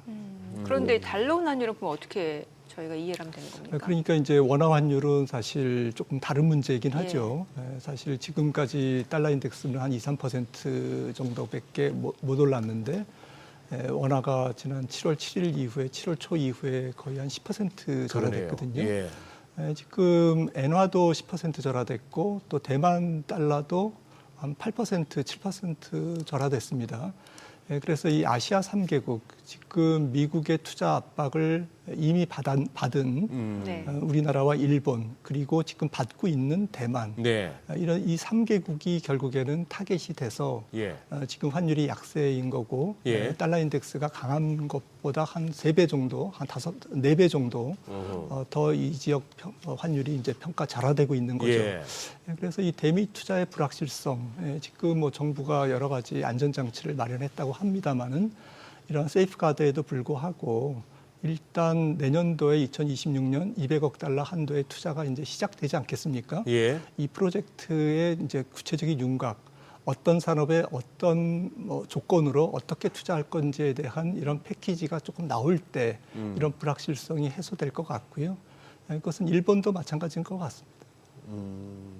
그 말씀은 전반적인 달러 인덱스로 따지는 달러 시세는 내년에 뭐 강세보다는 약세 쪽으로 보시는데 네. 그렇게 달러 약세를 갖다가 반영하면서 우리 서울에서의 이 원화 달러 환율이 같이 내릴 거에 대해서는 확신하기 힘들다 이 말씀이네요. 네, 지금 잘 안 내려가고 있고, 잘안 내려가고 있고, 냉랭한 현실적으로. 반응이죠. 네. 이런 불확실성이 3개국 모두 공통점이고 사실은 굉장히 불공정한 그런 투자 협정을 맺었기 때문에 네. 사실은 조금 안타까운 현실이다라고 생각을 합니다. 네. 뭐 이제 중장기적인 뷰를 저희가 좀 체크해봤으니까 단기적으로 당장 여쭤볼게요. FOMC 이후 시장 변화 좀 있을 거라고 보시나요? 네, FOMC는 큰 영향은 없고 예. 오히려 조금 뭐 시장에 약간 부정적인 영향을 미칠 수도 있을 것 같습니다. 왜냐하면 이제 금리를 내린다라는 기대감으로 예. 주식시장이 좀 강세였는데 아주 초단기적으로 네. 그런데 어쨌든 약간 매파적 동결이 될 가능성이 높거든요. 매파적 인하, 동결? 매파적 인하가 될 네네. 가능성이 높거든요. 파월 의장이 지난 9월, 10월에도 금리를 내리면서 약간 균형을 잡았죠. 기자회견에서 추가 인하가 자동적으로 이루어지는 것은 아니다라고 얘기를 했는데 이번에도 그럴 것 같고요. 네. 그래서 1월 달은 조금 건너뛸 가능성에 대한 사인을 강하게 내지 않을까라고 생각을 하고 있고요. 그런 측면에서 25bp 인하를 하지만 네. 다음부터의 인하 조건은 굉장히 까다로울 뿐만 아니라 리스크 관리, 그러니까 허겁지겁 내리는 것은 이제부터는 아닐 것이다, 없을 것이다라는 쪽의 뉘앙스로 멘트를 할 것 같아요. 시장은 거기에 대해서 조금 매파적으로 반응하겠죠, 매파적인 멘트로. 네. 그러니까 매파적 뭔가, 인하로 보신다. 좀 숨고르는 흐름이 좀 연출될 수 있다 이렇게 보시는 거네요. 단기적으로는. 네, 뭐 FMC만 보면 그렇습니다만 뭐 실적이라든지 다른 요인이 얼마나 이런 부분들을 이제 극복하는지는 또 다른 문제겠죠. 알겠습니다. 자, 오늘 국내 증시로 확인해 보도록 하겠습니다. 개장합니다.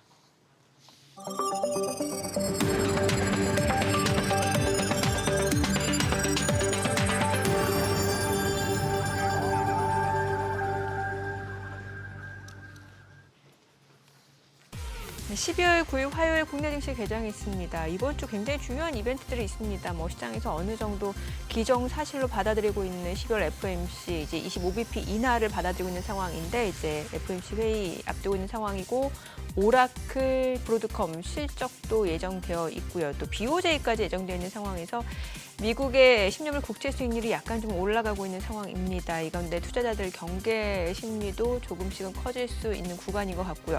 어제 국내 증시 굉장히 큰 변동성을 나타냈습니다. 오후 들어서 코스피 같은 경우 상승폭을 확대해 나가는 모습이었습니다만 섹터별로는 굉장히 차별화가 심화되는 양상이었습니다. 자, 오늘 양시장 출발 지수 좀 보겠습니다.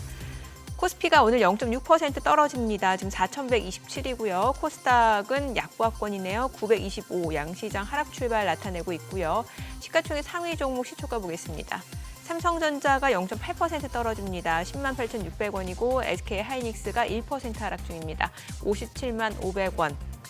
LG에너지솔루션은 1.9% 하락합니다. 442,500원. 삼성바이오로직스는 올라갑니다. 1,636,000원이고 삼성전자 우선주 하락 중이네요. 현대차가 2% 떨어집니다. 309,000원. 그리고 KB금융이 보합권으로 128,100원이고요. 기아가 하락합니다. 124,800원. 한화에어로스페이스가 0.6% 상승합니다. 942,000원이고 두산에너빌리티가 1% 약세입니다. 75,800원에 거래되고 있습니다. 코스닥 시가총액 상위 종목 시초가도 보겠습니다. 알테오젠이 1.3% 상승합니다. 지금 464,500원, 에코프로비엠은 1.6% 떨어집니다. 174,400원. 에코프로가 3.6% 하락합니다. 113,200원. 어제 많이 올랐었는데 오늘 하루 만에 좀 물량들이 나옵니다. ABL바이오가 187,900원으로 0.5% 상승 중이고 레인보로보틱스가 438,000원으로 1.68% 하락합니다. 리가캠바이오 좀 올라갑니다. 183,800원. HLB가 1.4% 하락 중이고요. 코롱티슈진 77,100원. 팩트론이 267,500원이고 리노공업은 하락합니다. 64,800원에 거래되고 있습니다. 오늘 시장에서 특징을 보여주고 있는 섹터 종목들 좀 체크를 해보도록 하겠습니다. 오늘 유리기판 쪽 움직임이 좋습니다. 지금 보게 되면은 한빛레이저가 10% 급등 중이고요. 필옵틱스도 7% 강세입니다. 44,050원이고 YC캠이 3.8% 상승 중이고 삼성전기도 3% 올라갑니다. 램테크놀로지도 2% 상승 중이고요. 태성도 6% 강세, SKC도 113,200원으로 2.5% 상승 보여주고 있습니다. JNTC도 2.8% 상승을 보여주고 있고 어제 바이오 쪽이 좀 많이 떨어졌었죠. 오늘 비만 치료제 쪽 다시 한번 힘을 내줍니다. 지금 일동제약이 6% 강세입니다. 29,500원. 그리고 올릭스도 4.5% 상승합니다. 123,500원. 그리고 D&D 파마텍 2% 상승합니다. 84,800원이고요. 나이백, 큐라티스 모두 상승 보여주고 있고 대웅제약, G2G바이오도 1% 이상 올라가고요. 한미약품도 상승 흐름 보여주고 있습니다. 다만 인벤티지랩은 지금 보합권 움직임 이어지고 있는 상황이고요. 그리고 오늘 백화점 쪽에서는 신세계가 3% 강세입니다. 251,000원. 현대백화점도 좀 오름세가 이어지고 있는 모습이고요. 쇼핑 쪽 광주 신세계가 소폭 상승 흐름 보여주고 있는 상황이고 그 밖에는 이제 탈모 치료 쪽도 움직임이 좋네요. 현대약품이 10% 강세고 피플바이오도 1% 상승 중이고 TS 트릴리온도 3% 강세. 다만 이건 좀 동전주다 보니까 약간 이제 투기성 수요도 올릴 수 있다는 점을 염두에 두셔야 될 것 같고 반도체 쪽에서는 뉴로모픽 반도체 쪽 움직임이 괜찮은데 이게 온기가 전반적으로 확산되는 양상은 아닌 것 같습니다. 네페스아크가 상승 중입니다만 자람 테크놀로지도 0.5% 상승세고요. 다만 그 상승폭 자체가 그렇게 크지는 않은 상황이고 오늘 전반적으로 지금 시장이 아직까지는 지금 하락하는 모습이기 때문에 지금 개장한 지 이제 4분가량 지났습니다만 조금 더 추이 지켜보셔야 될 것 같고 오늘 또 해운 쪽 움직임 HMM이 1% 올라갑니다만 뭐 흥하해운 같은 경우 보합권이고 대한해운이 0.5% 상승에 그치고 있는 모습이고요. 자, 보시다시피 종목별로도 지금 혼조세가 이어지고 있고 아직은 경계 심리가 조금 큰 모습인 것 같습니다. 종목간 순환매도 굉장히 빠르게 나타나고 있어요. 자, 수급 상황 체크해 보도록 하겠습니다. 오늘 유가증권 시장에서는 개인 투자자가 281억 원 순매수, 기관 32억 원 매수 5위, 외국인은 333억 원 순매도입니다. 코스닥에서 개인 투자자가 635억 원 매수 5위고요. 외국인과 기관은 각각 509억 원, 88억 원 매도 5위를 나타내고 있습니다. 환율 체크해야겠습니다. 달러 환율입니다. 오늘은 2원 30전 상승한 1,469원 20전에 개장이 됐습니다. 자, 시장은 오늘 조금 눈치 보기 장세인 것 같아요. 약간 종목 섹터 간의 순환매도 굉장히 빠르고요. 네, 그러네요. 네. 그래도 지수 자체는 그래도 하방 정직성이 보이고 뭔가 자꾸 이제 위로 가고 싶어하는 그런 기분이 느껴지는데. 네. 네. 아니 진짜 퐁당퐁당이네. 어제는 바이오가 안 좋고 2차 전지가 가더니 오늘은 또 바이오가 또 좀 올라가는데 사실 어제 낙폭에 비하면은 어제 낙폭에 비하면은 아쉽죠. 그러니까. 아니 예. 이런 장이 그러니까 시장은 올라가는데 이게 개인 투자자분들 과연 수익률은 얼마나 될지 왜냐면 이런 장에서 단기 트레이딩 잘못하면은 타이밍 맞추기가 진짜 어렵거든요. 그래. 아까 김한진 박사님도 그러셨잖아요. 네. 그냥 지수 사놓고 편안하게 그냥. 참 근데 그게 쉽지가 않아요. 쉽지가 않아. 네, 왜냐하면 이제 욕심이 있거든요. 앞서 비성적인 시장이라고 말씀을 주셨잖아요. 솔직한 얘기로 여기 이제 발들이는 이상 네. 행복한 순간보다 아쉬운 순간이 더 많지 않습니까? 벌어도 끊고 나서 더 올라가 버리면은 그 먹은 거 이상으로 속다갑죠. 네. 터지면 터져서 속상하죠. 또 잃어가면서 돈을 버는 게 주식시장 아니겠습니까? 그러면서 가는 게 한데, 예, 그러니 사실 이 시장에서 그 안분지족이 진짜 어려운데. 안분지족. 이 정도면 내가 생각했던 어느 정도의 목표를 달성했다 벌었다가 되는데, 근데 진짜 고수들은 말을 안 하더라고. 먹은 선수들은 밥사를 할까봐 그랬거든요. 정민 앵커도 보면은 3년째 이렇게 같이 하는데 맨날 뭐 터졌다, 뭐가 빠졌다 소리만 하지. 자기 대박 낸 건 얘기를 안 해요. 저 혼자 조용히. 혼자 조용히. 네. 네. 아니 그리고 손실 본 거 많죠. 저도 이게 참 심리가 어려운 것 같아요. 말씀 주신 대로 수익이 나면 수익이 나는 대로 더 수익을 낼 수 있을 것 같고. 맞습니다. 예, 그러니까요. 박사님, 저 사모님이나 저 자제분들 주식 하시죠? 예, 예. 금년에는 괜찮으시죠, 다들? 예, 괜찮은 것 같습니다. 근데 박사님 얘기 잘 안 듣죠? 네, 잘 안 듣죠. 아니 앞서서 말씀 주셨잖아요. 이게 매크로 경기를 보고 시장을 예측하는 거는 아니었던 것 같다. 오히려 시장 움직임에 따라서 경기가 후행적으로 따라오는 느낌이다라는 말씀 주신 거잖아요. 예, 그래서 당분간은 시장 자체가 좀 조정이 있더라도 강시장이 이어질 거고 그럼 이제 AI 쪽이 아니라 다른 섹터까지도 좀 확산될 수 있는 가능성은 충분히 있는 거고. 네, 뭐 과열되다 보면은 확산이 또 되겠죠. 과열 전에는 늘 있으니까. 예. 아니, 근데 저기 저 AI 관련해서 조금만 더 저기 박사님 그 괜찮겠습니까? 저 뭡니까? 소위 말해서 그 순환 출자라고 해야 될까요? 서로 빙빙 돌아가면서 이렇게 자기 물건 사줄 사람한테 돈 대주고 이게 제대로 버는 건지는 잘 모르겠을 뿐만 아니라 무엇보다도 이 AI의 선두주자라 할 만한 이 오픈 AI 그리고 샘 헬트만 개인에 대해서도 약간 시장은 조금 이제 조심스럽게 바라보는데 어떻게 보십니까? 네, 지금 뭐 과열로 치닫고 있는 거죠. 과열로? 예, 거듭 말씀드리지만 AI 투자는 뭐 올해로 끝나겠습니까? 앞으로도 뭐 지속되겠죠. 네. 그런데 이 투자에 따른 피로감, 또 투자에 따른 단기적인 이익 회수, 환수, 결국에는 뭐 M7 혹은 빅테크 종목들의 매출액 영업이익률로 표현되는 마진율의 하락.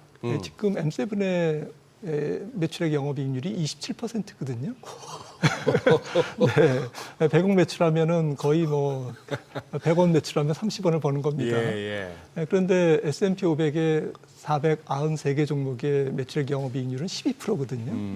2배가 넘습니다. 네, M7에. 이게 언제까지 지속될 건지.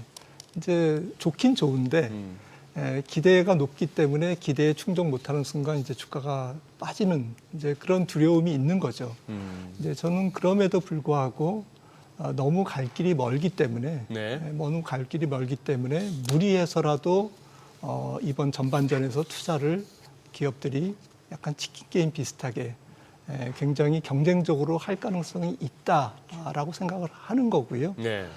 그래서 결국에는 주가가 내년도에 조정을 보인다면 이들 기업들의 하이퍼스케일러들의 이제 투자의 마진율의 하락으로 촉발된 그러니까 분기 이익이 망가지면서 망가진다기보다는 기대치에 충족이 안 되면서 충족을 못하면서 주가가 조정을 보일 가능성이 높다라는 거고요. 그런데 이게 지금 얼마나 더 올라야 이제 주가가 올라야 그런 일이 생길까라는 부분에 대해서는 결국에는 이게 시장만 알고 있는 거거든요. 거듭 말씀드렸듯이 조금 오르면 큰 조정이 없습니다. 문제는 많이 오르면 많이 빠질 수밖에 없습니다. 이런 게임인 거죠. 투자 심리가 중요할 것 같습니다. 저는 뭐 가장 중요한 게 강 세장은 좀 비관론 속에서 시작해서 회의감 속에서 자라나고 낙관론 속에서 꽃을 피고 도치감 속에서 사라진다. 존 템플턴의 명언인데 이 명언대로 지금이 도치감이냐 아니면 약간은 경계감이 있느냐라는 건데 아직은 사람들이 경계감이 있거든요. 맞아요. 그래서 도치감은 사실은 정말 조금 이렇게 정신이 혼미한 상태인데 소위 말하는 유포리아 상태. 약간 이렇게 약한 듯한. 네, 지금은 사람들은 약간 이성적입니다. 계속 긴가민가 의심하고 하면서. 이성적이고 경계감을 늦추지 않고 야, 여차하면 뭐 비상구에서 조금 빠져나가야 돼. 비상구 근처에서 즐겨야 돼. 파티를 즐기더라도 한 발은 밖으로 빼놔야 돼. 뭐 이런 느낌을 갖고 이제 대응을 하는데 이런 느낌이 이제 거의 희미해질 때가 정말 문제인 거죠. 저는 내년에 그런 도치감에 빠지는 그런 장면이 한 번쯤 있을 것 같습니다. 또 저희 프로 시청하시는 분들은 소장님 질문의 뉘앙스가 약간 바뀌면 그때가 뭔가 신호가 아닐까 싶어요. 그래. 저는 나름 뭐 역할을 했다고 자부합니다, 박사님. 저 이렇게 패널 분들 이렇게 좋게 얘기하실 때 자꾸 이제 태클을 걸고 맞죠. 긴가민가 이렇게 만들어 오면서 이제 이까지 왔는데. 그래야 균형을 잡으시는 거예요. 네, 소장님마저도 너무 이제 좋다고 하면 이제 너무 정색하시네. 아니요, 그럴 수 있다라는 거죠. 뭐 또 예측은 틀리라고 있는 거니까 이제 그럴 가능성이 있다라는 거죠. 그리고 그것도 한번 김한재 박사님 뷰가 어떠신지. 우리 사실 이번에 그거 한 게 코스피 5천이라고 하는 정부 차원의 구호 내지는 비전 제시가 컸지 않습니까? 올 한 해. 그동안에 못 따라갔던 것 같다. 올 한 해 다 그거 이제 많이 했다고 말씀하셨는데. 그리고 이제 얼마 전에 살짝 이렇게 간을 본 것 같습니다. 코스닥 붐업 내지는 코스닥 활성화. 그러다가 지금 약간 뭐 이제 사그라들었는데 이건 뭔가 나올 것 같거든요. 이것도 코스피를 한번 붕 띄웠듯이 내년에 한번 코스닥 쪽이 기회가 있을까요?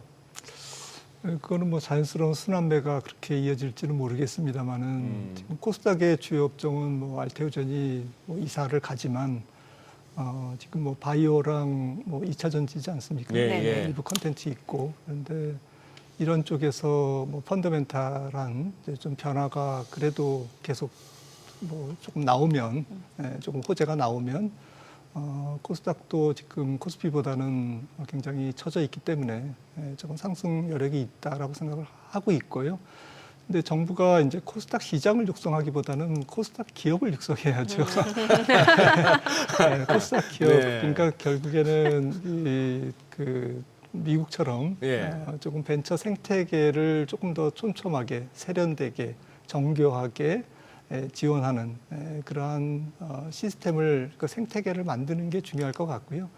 상장 제도라든지 특히나 잘못된 제도는 코스닥 기업들이 몸집이 커지면 뭐 셀트리온도 이전에 이사 갔습니다마는 계속 코스피로 이전을 시키는 것은 좀 막아야 될 것 같습니다.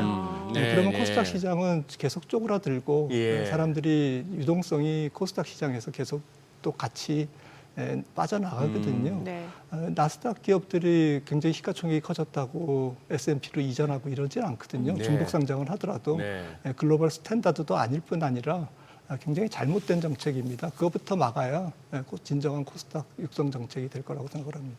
네, 오늘 내용 여기까지 듣겠습니다. 잘 들었습니다. 고맙습니다.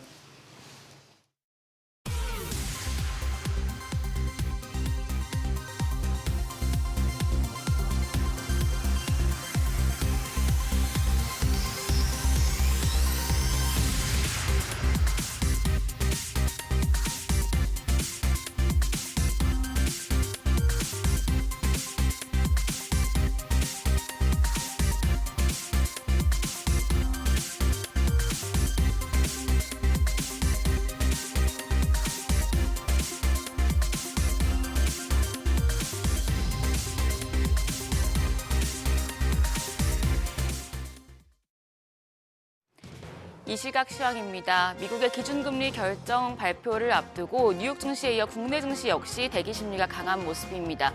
현재 코스피가 0.3% 하락합니다. 4,142선에서 움직임 보여주고 있고요. 코스닥은 보합권에서 등락을 거듭하고 있습니다. 현재는 강보합으로 928선에서 움직임 전개됩니다. 수급 상황 보시죠. 유가증권 시장 오늘은 외국인이 팔아냅니다. 544억 원 매도 우위 기록하고 있고요. 기관 금액은 소폭이지만 51억 원의 매수 우위, 개인 역시 463억 원 사자 포지션 취하고 있습니다. 코스닥 시장입니다.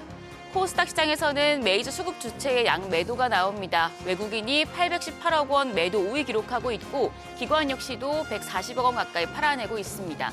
여기서는 개인만 홀로 1,091억 원 순매수 기록 중입니다. 등락률 상하위 업종입니다. 현재 해운과 생명과학 도구 및 서비스, 생물공학 업종이 상승률 상위권에 위치해 있습니다. 반면 전기 장비와 가정용 기기와 용품 쪽, 전기 유틸리티 업종은 하락폭이 큰 것으로 집계됩니다. 그럼 시장을 주도하는 테마 종목별 시세 체크하시죠. 유리기판 관련주가 상승합니다. 삼성그룹이 반도체 패키징 기술의 혁신으로 꼽히는 유리기판 사업을 미래 성장 동력으로 삼고 투자를 확대하는 가운데 유리기판 쪽에 관심이 쏠리고 있는데요. 현재 이노메트리가 13% 넘게 상승하며 8,240원, 한빛레이저가 7.2% 강세로 5,210원대 거래되고 있습니다. 필옵틱스도 6% 가까이 상승합니다. 거래가 43,550원이고요. 그 외에 태성이 2.4%, JNTC가 3.3% 강세 나타내고 있습니다. 아이폰 관련주 역시 현재 오름세입니다. 아이폰 16이 3분기 글로벌 스마트폰 판매량 상위 1위에서 4위를 차지하면서 압도적인 판매 성과를 올렸다는 소식이 현재 섹터의 호재가 되고 있습니다. 이쪽에서는 YMT가 5% 넘는 강세로 12,030원대 거래되고 있고요. 버구전자가 4% 가까이 상승하며 4,780원, 삼성전기도 2.7% 상승 중입니다. 현재 거래가 26만 9천 원으로 집계되고 있습니다. 또 인터플렉스와 LG이노텍도 2% 넘는 오름세 기록 중입니다. 비만 치료제 관련주 역시 현재 주목받고 있습니다. 미국의 바이오테크 기업인 스트럭처 테라퓨틱스가 체중 감량 효과에 탁월한 비만 치료제를 개발했다는 소식에 뉴욕 증시에서 주가가 폭등한 영향을 국내 증시에서 관련주들이 그대로 이어받고 있는 모습인데요. 일동제약이 6.6% 오름세로 29,700원이고요.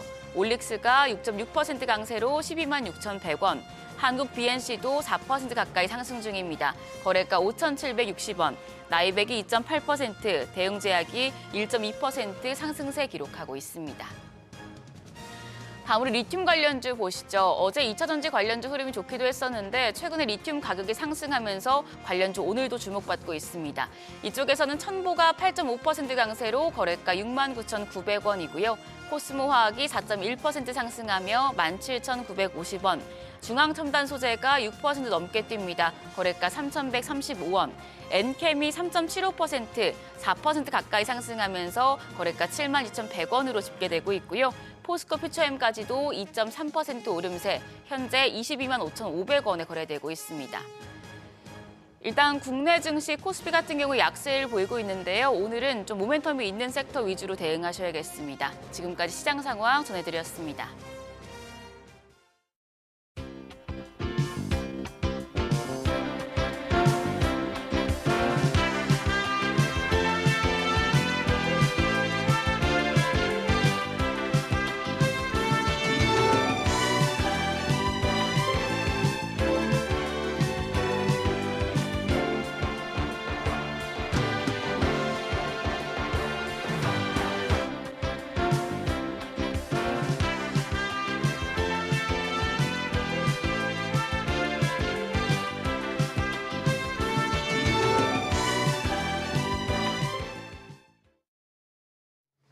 오늘 국내 증시 개장 상황 특징 업종 알아보겠습니다.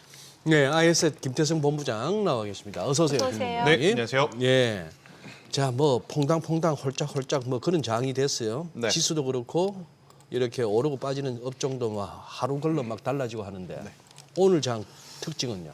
일단 코스피가 생각보다 좀 약하죠. 그러니까 장전에 SK하이닉스를 통해서 우리가 좀 기대했던 요소들이 굉장히 많았었는데 장 시작하면 언제나 개인 투자자들이 생각하지도 못한 흐름들이 나오는 게 최근 시장의 트렌드인 것 같습니다. 예. 전혀 예상치 못했던 지금 코스닥 증시의 상승, 뭐 코스닥 증시가 어제는 또 강했는데 또 강했던 주체들이 굉장히 지금 빠르게 바뀌고 있는 것 같죠. 자, 프리장에서는 제약바이오가 강했지만 예. 본장 시작하니까 또 제약바이오가 조금 사그라들고 2차 전지가 더 강해지는 모습을 좀 보이면서 지금 개인 투자자분들은 지수는 괜찮은데 계좌가 지금 빠르게 어떻게 보면 수익으로 전환되지 못하는 현상들을 좀 많이 느끼실 것 같고 여기에 이제 선택을 하시는 분들 그러니까 지금 당장 움직이는 종목군들을 쫓아다니시는 분들 막상 한 달 뒤에 두 달 뒤에 계좌 열어보면 수익 내기 저는 굉장히 어려운 지금 시장 흐름이니까 일단 모멘텀들이 가득한 쪽 그리고 확실하게 숫자가 좀 찍히는 쪽에서 진득하게 기다리시는 전략, 기다리시는 분이 올해 연말까지 저는 좋은 수익을 좀 낼 수 있지 않겠는가라는 의견까지 한번 드려보도록 하겠습니다. 근데 일단 네. 꿈틀거리는 그 이유를 알아야겠는데 어제 네. 하이닉스는 뭐였죠? 일단 두 가지가 있었어요. 네. 오늘도 제가 이제 좀 준비를 해왔는데 예. 이 금산분리를 통해서 이제 첨단 산업에 투자를 하게 되었을 때 용인 클러스터에 투자를 가장 먼저 할 것이다라는 게 첫 번째 포인트였고 두 번째로는 SK하이닉스 ADR에 대한 설이 좀 나왔습니다. 이 ADR은 뭐냐면 미국 은행이 SK하이닉스 주식을 갖고 있고 그걸 담보로 미국 증시에서 미국 시장에서 SK하이닉스를 사고자 했었던 미국 투자자들이 그걸 거래를 할 수 있게 해주는 제도인데 이렇게 되면 가장 또 경쟁사라고 보여지는 마이크론 테크놀로지하고의 이제 시가총액 차이가 굉장히 빠르게 줄어들 수 있지 않겠는가. 그러니까 마이크론 테크놀로지가 내려오는 게 아니라 당연히 SK하이닉스의 주가의 가치가 올라간다라는 논제이죠. 그러다 보니 어제 갑작스럽게 이제 상승 탄력이 확 솟기 시작을 했는데 아니 그게 무슨 얘기가 있었어요? 아니면 썰만 도운 겁니까? 그러니까 이런 SNS 상에서 SNS 상에서 일단 설이었습니다. 썰. 네. 근데 아직까지 이거에 대해서는 확실한 이야기가 나오고 있진 않았지만 일단 장 초반에 또 어떤 뉴스가 있었냐면 H20이 아니라 죄송합니다. H200에 대해서 이제 중국의 수출을 허용하겠다라는 이야기가 좀 들려왔지 않습니까? H20에는 HBM3가 들어갑니다. H200에는 HBM3E가 들어가고요. HBM3E를 기준으로 엔비디아의 점유율 100% 중에 75%를 누가 납품하고 있느냐? SK하이닉스가 납품을 하고 있습니다. 그리고 HBM3E는 HBM3보다 훨씬 더 높은 영업 마진율. 그러니까 굉장히 객단가가 높다라고 알려져 있기 때문에 이렇게 되면 SK하이닉스가 오늘 가장 큰 수혜를 볼 수 있지 않을까 생각을 했는데 막상 지금 장 출발하고 나서 하이닉스 같은 경우에는 그렇게 또 좋은 모습을 좀 보이고 있지 못해서 많은 투자자분들이 좀 당혹스러우실 것 같아요. 저도 좀 당황스러운 상황이고요. 대신에 유리기판 쪽으로의 지금 수급 쏠림이 나타나고 있는 상황이라 예. 미국에서도 반도체 하드웨어 안에서 굉장히 빠르게 순환매를 돌듯이 우리나라도 일단 삼성전자와 SK하이닉스가 좋은 건 알겠지만 수급 순환매가 지금 굉장히 빠르게 돌고 있다는 의견까지 한번 드리도록 하겠습니다. 정민의 묻기 전에 궁금한 거 다 물어봐야겠네. 아니, 하이닉스는 마음껏 하이닉스는 물어보세요. 그렇다 치고 네. 어제 에코프로는 뭔 일이래요? 에코프로는 어. 일단 시장에 노출된 뉴스는 리튬 가격의 상승에 따라서 재고 가치 평가가 이제 제대로 이루어졌을 때 충분히 실적에 대한 개선세를 내올 수 있겠다라는 이야기가 좀 줄을 잃었어요. 네. 왜냐하면 이제 리튬 같은 경우에는 중국에서도 공급을 조절을 하고 있는 상황이고 예. 실제로 리튬 가격과 연동되는 엘버말이라고 하는 미국의 기업의 주가 또한 다시 한번 상승세를 올려놓다 보니 우리나라 관련주들 중에 에코프로와 에코프로 BM, 포스코 퓨처엠이 가장 지금 빠르게 움직였던 게 첫 번째 노출된 뉴스일 것 같고요. 두 번째로는 벤츠와 LG에너지솔루션이 만났다라는 거죠. 굉장히 큰 금액의 이제 수주 이야기가 나오다 보니 이것을 통해서 알테오젠의 약간의 그 틈새 공간을 2차 전지가 지금은 채우고 있다라고 좀 보시면 되는데 세 번째는 이제 저희 이건 뇌피셜입니다. 이제 알테오젠이 만약에 코스피로 이전 상장을 하게 되면 그 다음에 코스닥의 주인은 누가 될 것이냐? 당연히 에코프로가 되겠죠. 근데 여기서 사실 에코프로 BM도 과거에 코스피 이전 상장을 준비를 했었다가 철회를 했습니다. 예. 그런데 만약 알테오젠이 가는 것을 보고 에코프로 BM이 그때 당시에는 실적이 안 좋아서 중간에 철회를 했는데 만약에 지금 현재 다시 그 준비를 하게 된다면 자격이 되는가를 제가 살펴를 봤거든요. 예. 근데 어제 종가 기준으로 보니까 코스피 이전 상장 자격에 충족하더라고요. 어허. 네. 만약 아직은 노출되지 않았지만 에코프로와 에코프로 BM의 이 관계, 그러니까 에코프로 BM의 지분을 가장 많이 고 있는 쪽이 어디냐? 에코프로거든요. 약 45% 정도를 가지고 있는데 에코프로 BM에 대한 이전 상장까지 감안을 해서 수급 쏠림이 나타나는 거라면 에코프로 BM도 에코프로 BM이지만 에코프로가 훨씬 더 강한 모습을 보여야 저는 당연하다라고 좀 보여지는데 그 흐름들이 지금 나타나고 있다라는 예, 거죠. 그래서 예. 노출된 뉴스는 원자재 가격의 상승과 LG에너지솔루션에 대한 수주이겠지만 제가 또 하나 예측하는 부분은 이전 상장에 대한 기대 가능 수급도 현재 시장에 들어오고 있지 않는가. 왜냐 그동안 에코프로와 에코프로 BM이 저렇게 움직였으면 어허. 낙수 효과를 받는 2차 전지 다른 종목까지 우르르 지금 올라왔어야 됐거든요. 예, 예. 근데 대표적으로 가장 사이가 가깝다고 볼 수 있는 포스코 퓨처엠도 그렇게까지 또 많이 올라오고 있지 못하는 것 같아요. 그걸 보고 있노라면 에코프로와 에코프로 BM의 단일 어떤 이슈의 시장은 조금 더 포커스를 맞추고 있지 않겠는가라는 얘기 한번 드려보도록 하겠고 한 가지 더 저는 추가해서 좀 말씀을 드리면 결국엔 리튬 가격의 지금 반등력이 여기서 멈추지 않고 조금 더 나오게 되었을 때 우리나라 산업에서 가장 직접적으로 연관이 있어 보이는 산업은 폐배터리 재활용일 가능성이 높습니다. 아무래도 이제 자동차 쪽에서 걷어들이는 배터리를 재활용을 해서 어디를 쓸 거냐? ESS 에너지 저장 장치로 쓸 건데 이걸 리튬 가격이 낮을 때 공장 가동을 해서 뽑아낼 때보다 지금처럼 리튬 가격이 올라왔을 때 공장 가동을 해서 뽑아냈을 때 조금 더 나은 마진율을 남길 수 있기 때문에 대표적으로 건식 습식 모두 지금 재활용 가능해 보이는 성일 하이텍. 저는 이런 쪽에 한번 관심을 가져보는 것도 2차 전지에 또 포인트가 될 수 있지 않나라는 의견 드리겠습니다. 리튬 쪽 말씀 주셨으니까 그 리튬 관련주면은 그래도 대표적으로 말씀 주신 이제 에코프로 그룹주하고 네. 포스코 퓨처엠 또 네. 이수 스페셜티 케미칼도 빼놓을 수가 없잖아요. 이쪽은 이제 전고체 쪽을 이제 전고체 갖춰 쪽으로. 붙여야 될 것 같은데 이수 스페셜티 케미칼과 레이크 머티리얼즈, 한농화성 같은 경우에 어제 시세가 굉장히 강했었거든요. 오늘도 괜찮아요. 네, 근데 이쪽은 또 우리가 지금 계속 이야기하는 거에 어떤 것을 더 붙여볼 수 있냐면 네. 로봇 모멘텀을 붙여볼 수 있습니다. 아니 갑자기 배터리 하는데 왜 로봇이 할 수는 로봇 안에 있겠는데 들어가니까. 전고체는 LFP라든지 NCM보다 작게 만들 예. 수 있고 가장 중요한 건 한 번 충전으로 굉장히 오래 사용할 수 있기 때문에 지금 전고체 배터리가 꿈의 배터리 혹은 굉장히 비싼 배터리라고 알려졌지 않습니까? 네. 산업 현장에 지금 로봇이 투입된다면 LFP 배터리 NCM이 아니라 전고체 배터리가 지금 탑재될 가능성이 지금 굉장히 높은 거죠. 안 네. 그렇게 되면 로봇도 전기차처럼 덩치가 커져버리게 되면 이런 효율성은 없어져 버리는 거라서 아무래도 지금 이 전고체 배터리는 배터리의 모멘텀, 여기에 로봇의 모멘텀까지 좀 같이 묻어있는 상황이라서 조금 더 강한 시세 연속성이 나올 수 있지 않나라는 의견 드리겠습니다. 아직도 저희 저 화면에 네. 리튬 관련주에 금양해가지고 뭐 시세도 안 나옵니다만 저게 리튬 관련주 맞습니까? 아닙니다. 네, 제가 계속 말씀드리지만 사명에 리튬자가 있다고 해서 네. 리튬 관련주로 보시면 안 되고요.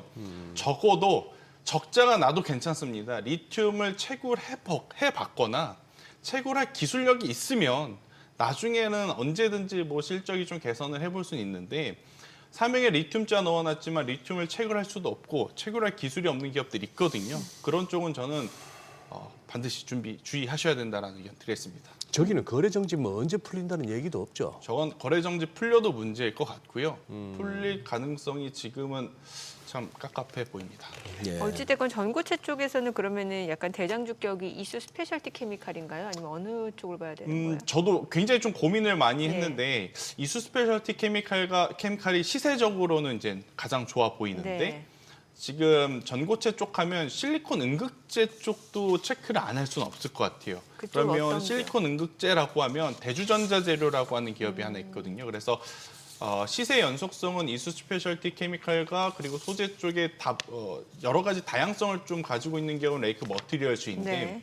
여기에 이제 실리콘 음극재라고 하는 단일 기술력을 좀 체크를 해본다면 대주전자 재료까지 한번 보시는 것도 괜찮은 복일 수 있겠다 이렇게 설명드리겠습니다. 네.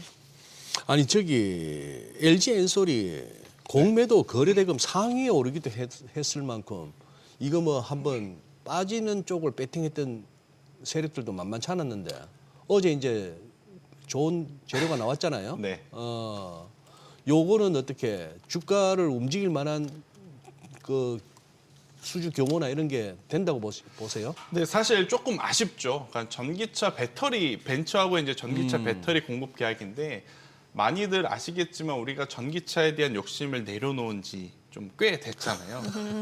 굉장히 핫할 때 이런 뉴스가 나왔으면 뒤도 돌아보지 않고 LG 에너지 솔루션을 아마 공략하시려는 분들이 굉장히 많았었을 거예요. 그런데 저게 엄청나게 큰 규모임에도 불구하고 시장에서의 반응, 그러니까 시장에서의 관심도 자체가 예전보다 조금은 이제 떨어졌다는 것은 이제 우리가 느낄 수밖에 없는 대목이 아니었나 싶은데 저는 공매도 추이는 그렇게까지 아직은 크게 걱정할 규모는 아니라서 LG에너지 솔루션을 부정적으로 보실 필요는 없겠다라는 생각이 들고 있고 이제 가장 중요한 건 결국 유럽과 북미향의 차량 배터리 공급에 LG에너지 솔루션도 이제는 한몫하고 있다라는 겁니다. 그래서 전체적으로 전기차의 판매량이 뭐 캐즘이다 하지만 계속해서 점진적으로 나아지고 있는 것은 팩트이거든요. 그래서 예. 중장기적으로 봤을 땐 지금의 어떤 이 벤처와의 협업 이야기가 저는 굉장히 또 교두보 역할을 해서 더 좋은 방향으로 갈 가능성이 높다라고 보여질 수는 있을 것 같고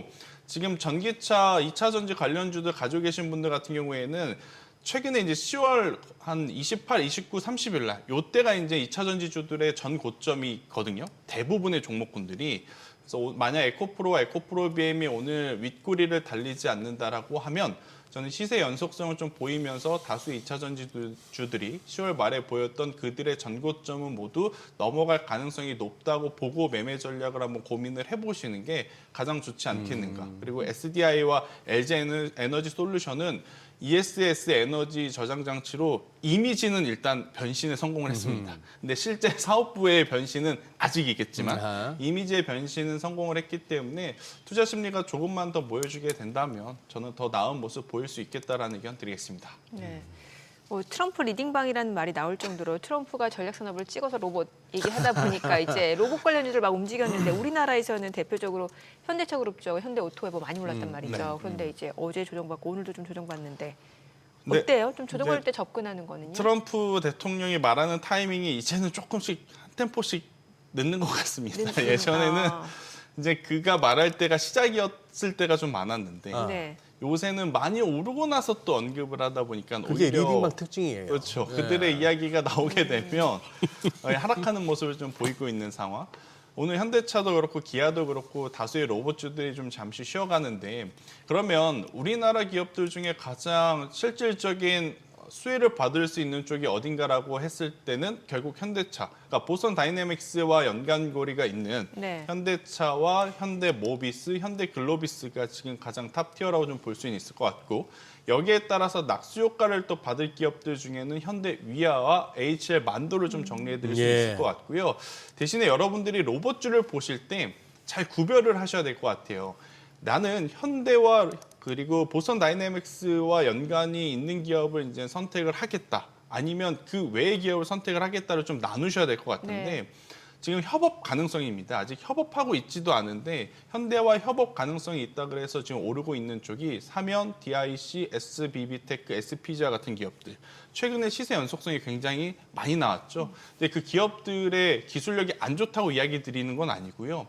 막상 협업 가능성일 때 이렇게 올랐다면 협업한다라는 뉴스가 나오면 세론으로 작용할 가능성이 높다라는 거죠. 그래서 이들 기업은 저는 타이밍을 잘 고민해 볼 필요는 있을 것 같다라는 의견을 조심스럽게 드려보도록 하겠습니다. 그러면 로봇주 내에서 나는 뭔가 좀 실체도 있어 보이고 그래도 조금 안전해 보이는 종목을 투자하겠다 하시는 분들은 현대차, 현대오토에버, 두산 로보틱스 뭐가 좋을까요? 현대차가 당연히 좋아 보이는데 현대차는 너무 무겁지 않습니까? 현대오토에버가 시세가 굉장히 탄력적이잖아요. 근데 사실 저는 현대 오토 에버까지는 여러 가지를 좀 봤는데 실제 수혜를 볼 수 있을지는 모르겠어요.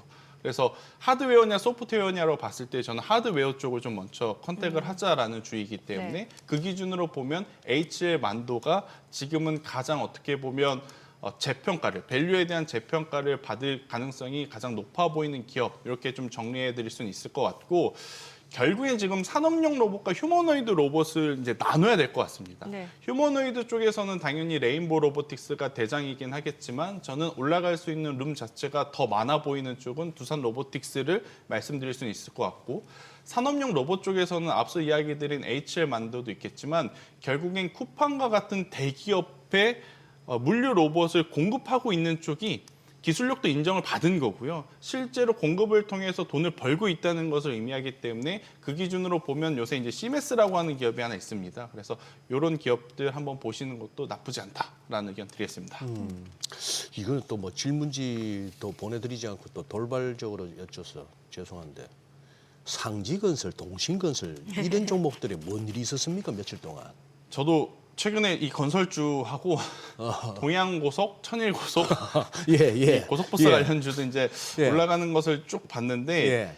이게 아무래도 이제 정부의 주택 공급 확대 이야기에 테마적으로 좀 움직이는 것 같아요. 그러니까 이 뉴스가 아니고서는 전혀 움직일 만한 이야기가 없었음에도 근데 불구하고 고속버스는 거기는 지금 반포에 있는 그 고속터미널이 주상복합으로 올라간다라는 이슈가 있더라고요. 예. 그런데 그 현재 터미널의 지분을 예. 천일고속과 동양고속이 일부 가지고 있어요.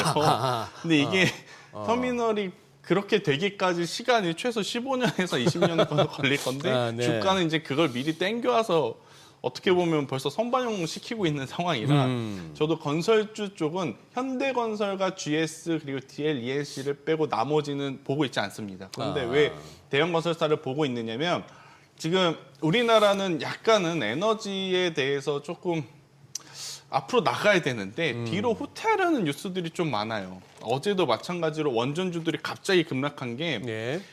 원전보다도 이렇게 신재생 에너지를 조금 더 우위에 두고 뭐 발전을 시키겠다라는 이야기가 나왔었어요. 그래서 어제 이제 두산 에너빌리티 떨어지고 BHI 떨어지는 그런 사태가 발생을 했는데 우선 전 세계적으로 유럽이라든지 미국 같은 경우에는 지금 원전이 가장 먼저 1순위 투자 그렇죠. 그거거든요. 그래서 이것을 하게 되면 두산 에너빌리티도 당연히 수혜를 받겠지만 턴키로 봤을 때는 시공부터 다 돌릴 수 있는 건 현대건설이 지금은 제일 유리하지 않을까. 그리고 해본 경험이 또 있는 곳에 수주를 이제 주니까 임자해봤어. 그래서 저는 현대건설은 괜찮지만 네. 상지, 동신, 천일, 동양고속 이런 쪽은 자신 그냥 있으신 분들은 자신- 플레이 해보셔도 괜찮은데 저는 자신 없습니다.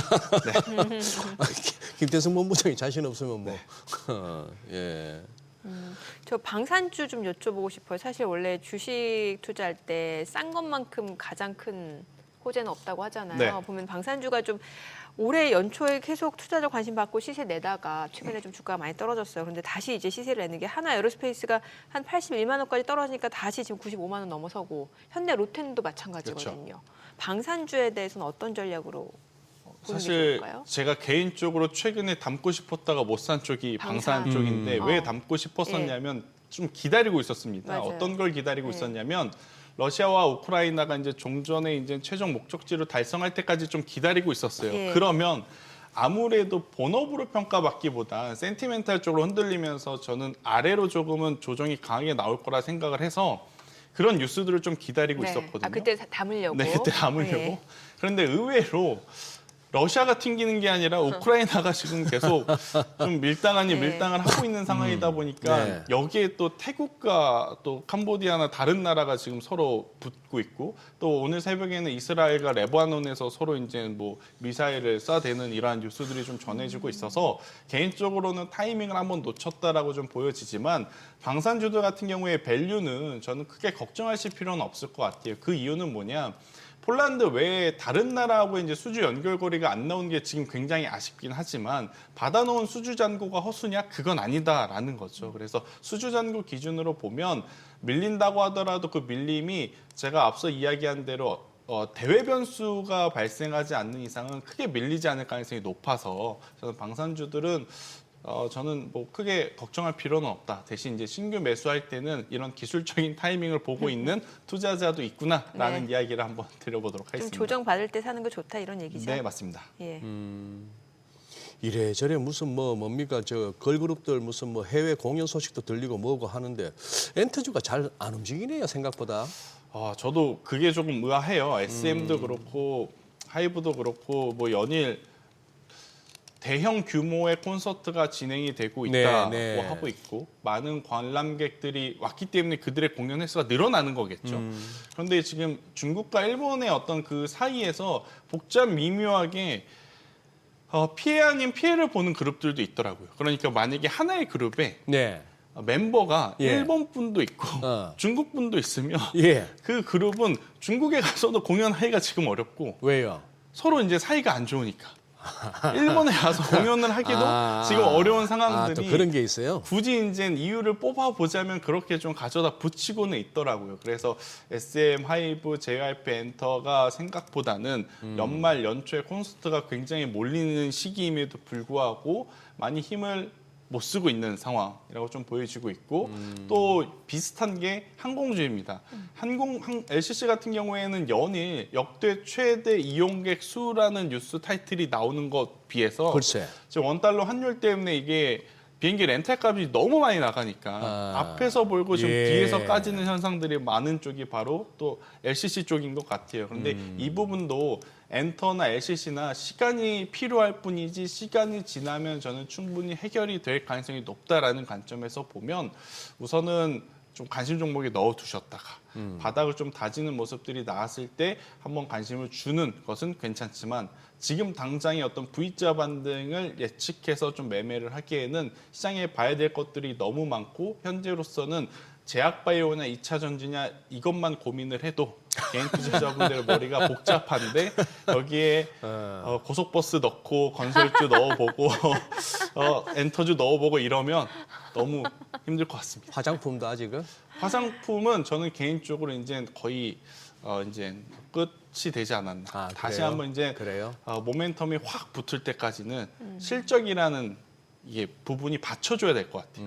네, 그런 최근에 이야기가 APR은 그래도 좀 수급 쏠리면서 올라가던데. 그러니까 APR처럼 몇 개 기업은 여전히 예. 지금 실적 모멘텀들이 계속 상향이 되고 있지 않습니까? 그런데 다른 화장품주들은 좀 대표적으로 공장 가동률들이 지금 빠르게 감소하고 있는 게 가장 큰 문제인 거예요. 우리나라 같은 경우에는 특히 ODM, OEM 관심 많았었지 예. 않습니까? 근데 그들의 가장 중요 포인트는 공장이 돌아가야 되는데 그 공장 가동률이 떨어지고 있다면 그게 결국엔 연쇄적으로 다른 화장품주들에 대한 투심까지도 악화시킬 수 있지 않겠나라는 의견 드리겠습니다. 목요일 날 이제 적어도 FOMC도 확인하고 네. 그리고 또 옵션 만기일이네. 네. 그것도 12월. 그렇죠. 좀 시장 좀 출렁거릴 수 있을까요? 아니면 의외로 또 그런 날 또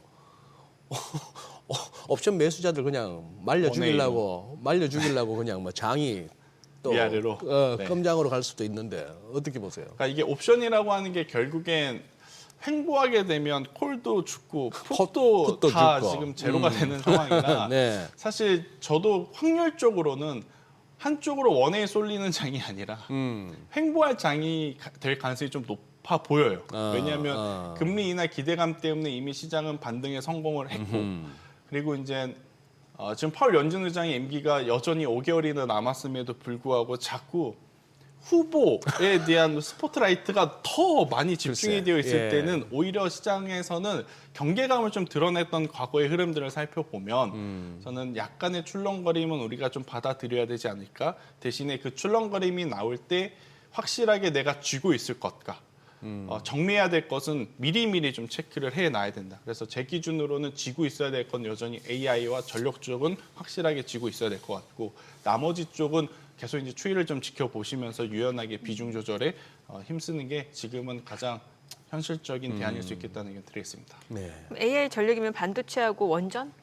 전력, 전선? 우리 쪽에서는 전력기기 그리고 전력기기요? 전선 아. 그리고 최근에 구리 가격이 지금 폭등하고 네네. 있거든요. 네. 그러니까 이쪽은 공급도 조절하고 수요단도 조절하고 있는 상황이라 만약 판가를 올린다면 네. 지금이 적기입니다.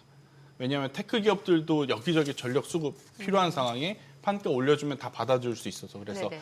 저는 전력기기와 전선주를 한번 보자라는 의견 드리겠습니다. 한동훈에 또 구리 가격 올라가니까 광 케이블 얘기 나와서 대한광통시 예. 네, 이쪽도 있는데 근데 저는 통신주는 이게 한두 종목만 올라가면 안 되고 다 이렇게 같이 올라가야 되는데 항상 좀 삐끗삐끗 거리는 게 통신 부품 쪽인 것 같아요. 그래서 이쪽은 조금은 더 신뢰와 믿음을 보여주는 시간이 필요하다라고 좀 보여지고 있고 이미 신뢰와 믿음을 보여준 전력기기와 전선 쪽 그리고 전선 쪽에서는 해상 케이블의 LS 마린 솔루션과 대한전선 이게 LS와 호반의 싸움이 좀 붙어서 서로 지금 자존심 싸움을 하고 있는 네. 거지 그냥 산업적으로 봤을 땐 두 기업 모두 지금 세계적인 기술력으로 인증을 받았거든요. 그래서 네. 이쪽 관련주들 한번 보자라는 의견 드리겠습니다.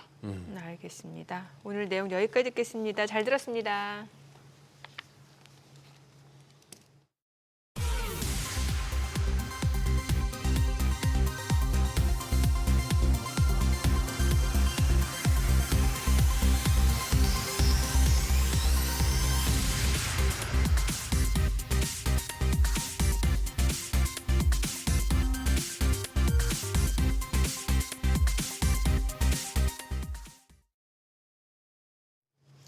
클로징 약간 여유 있으니까 하시고 싶은 말씀 하세요.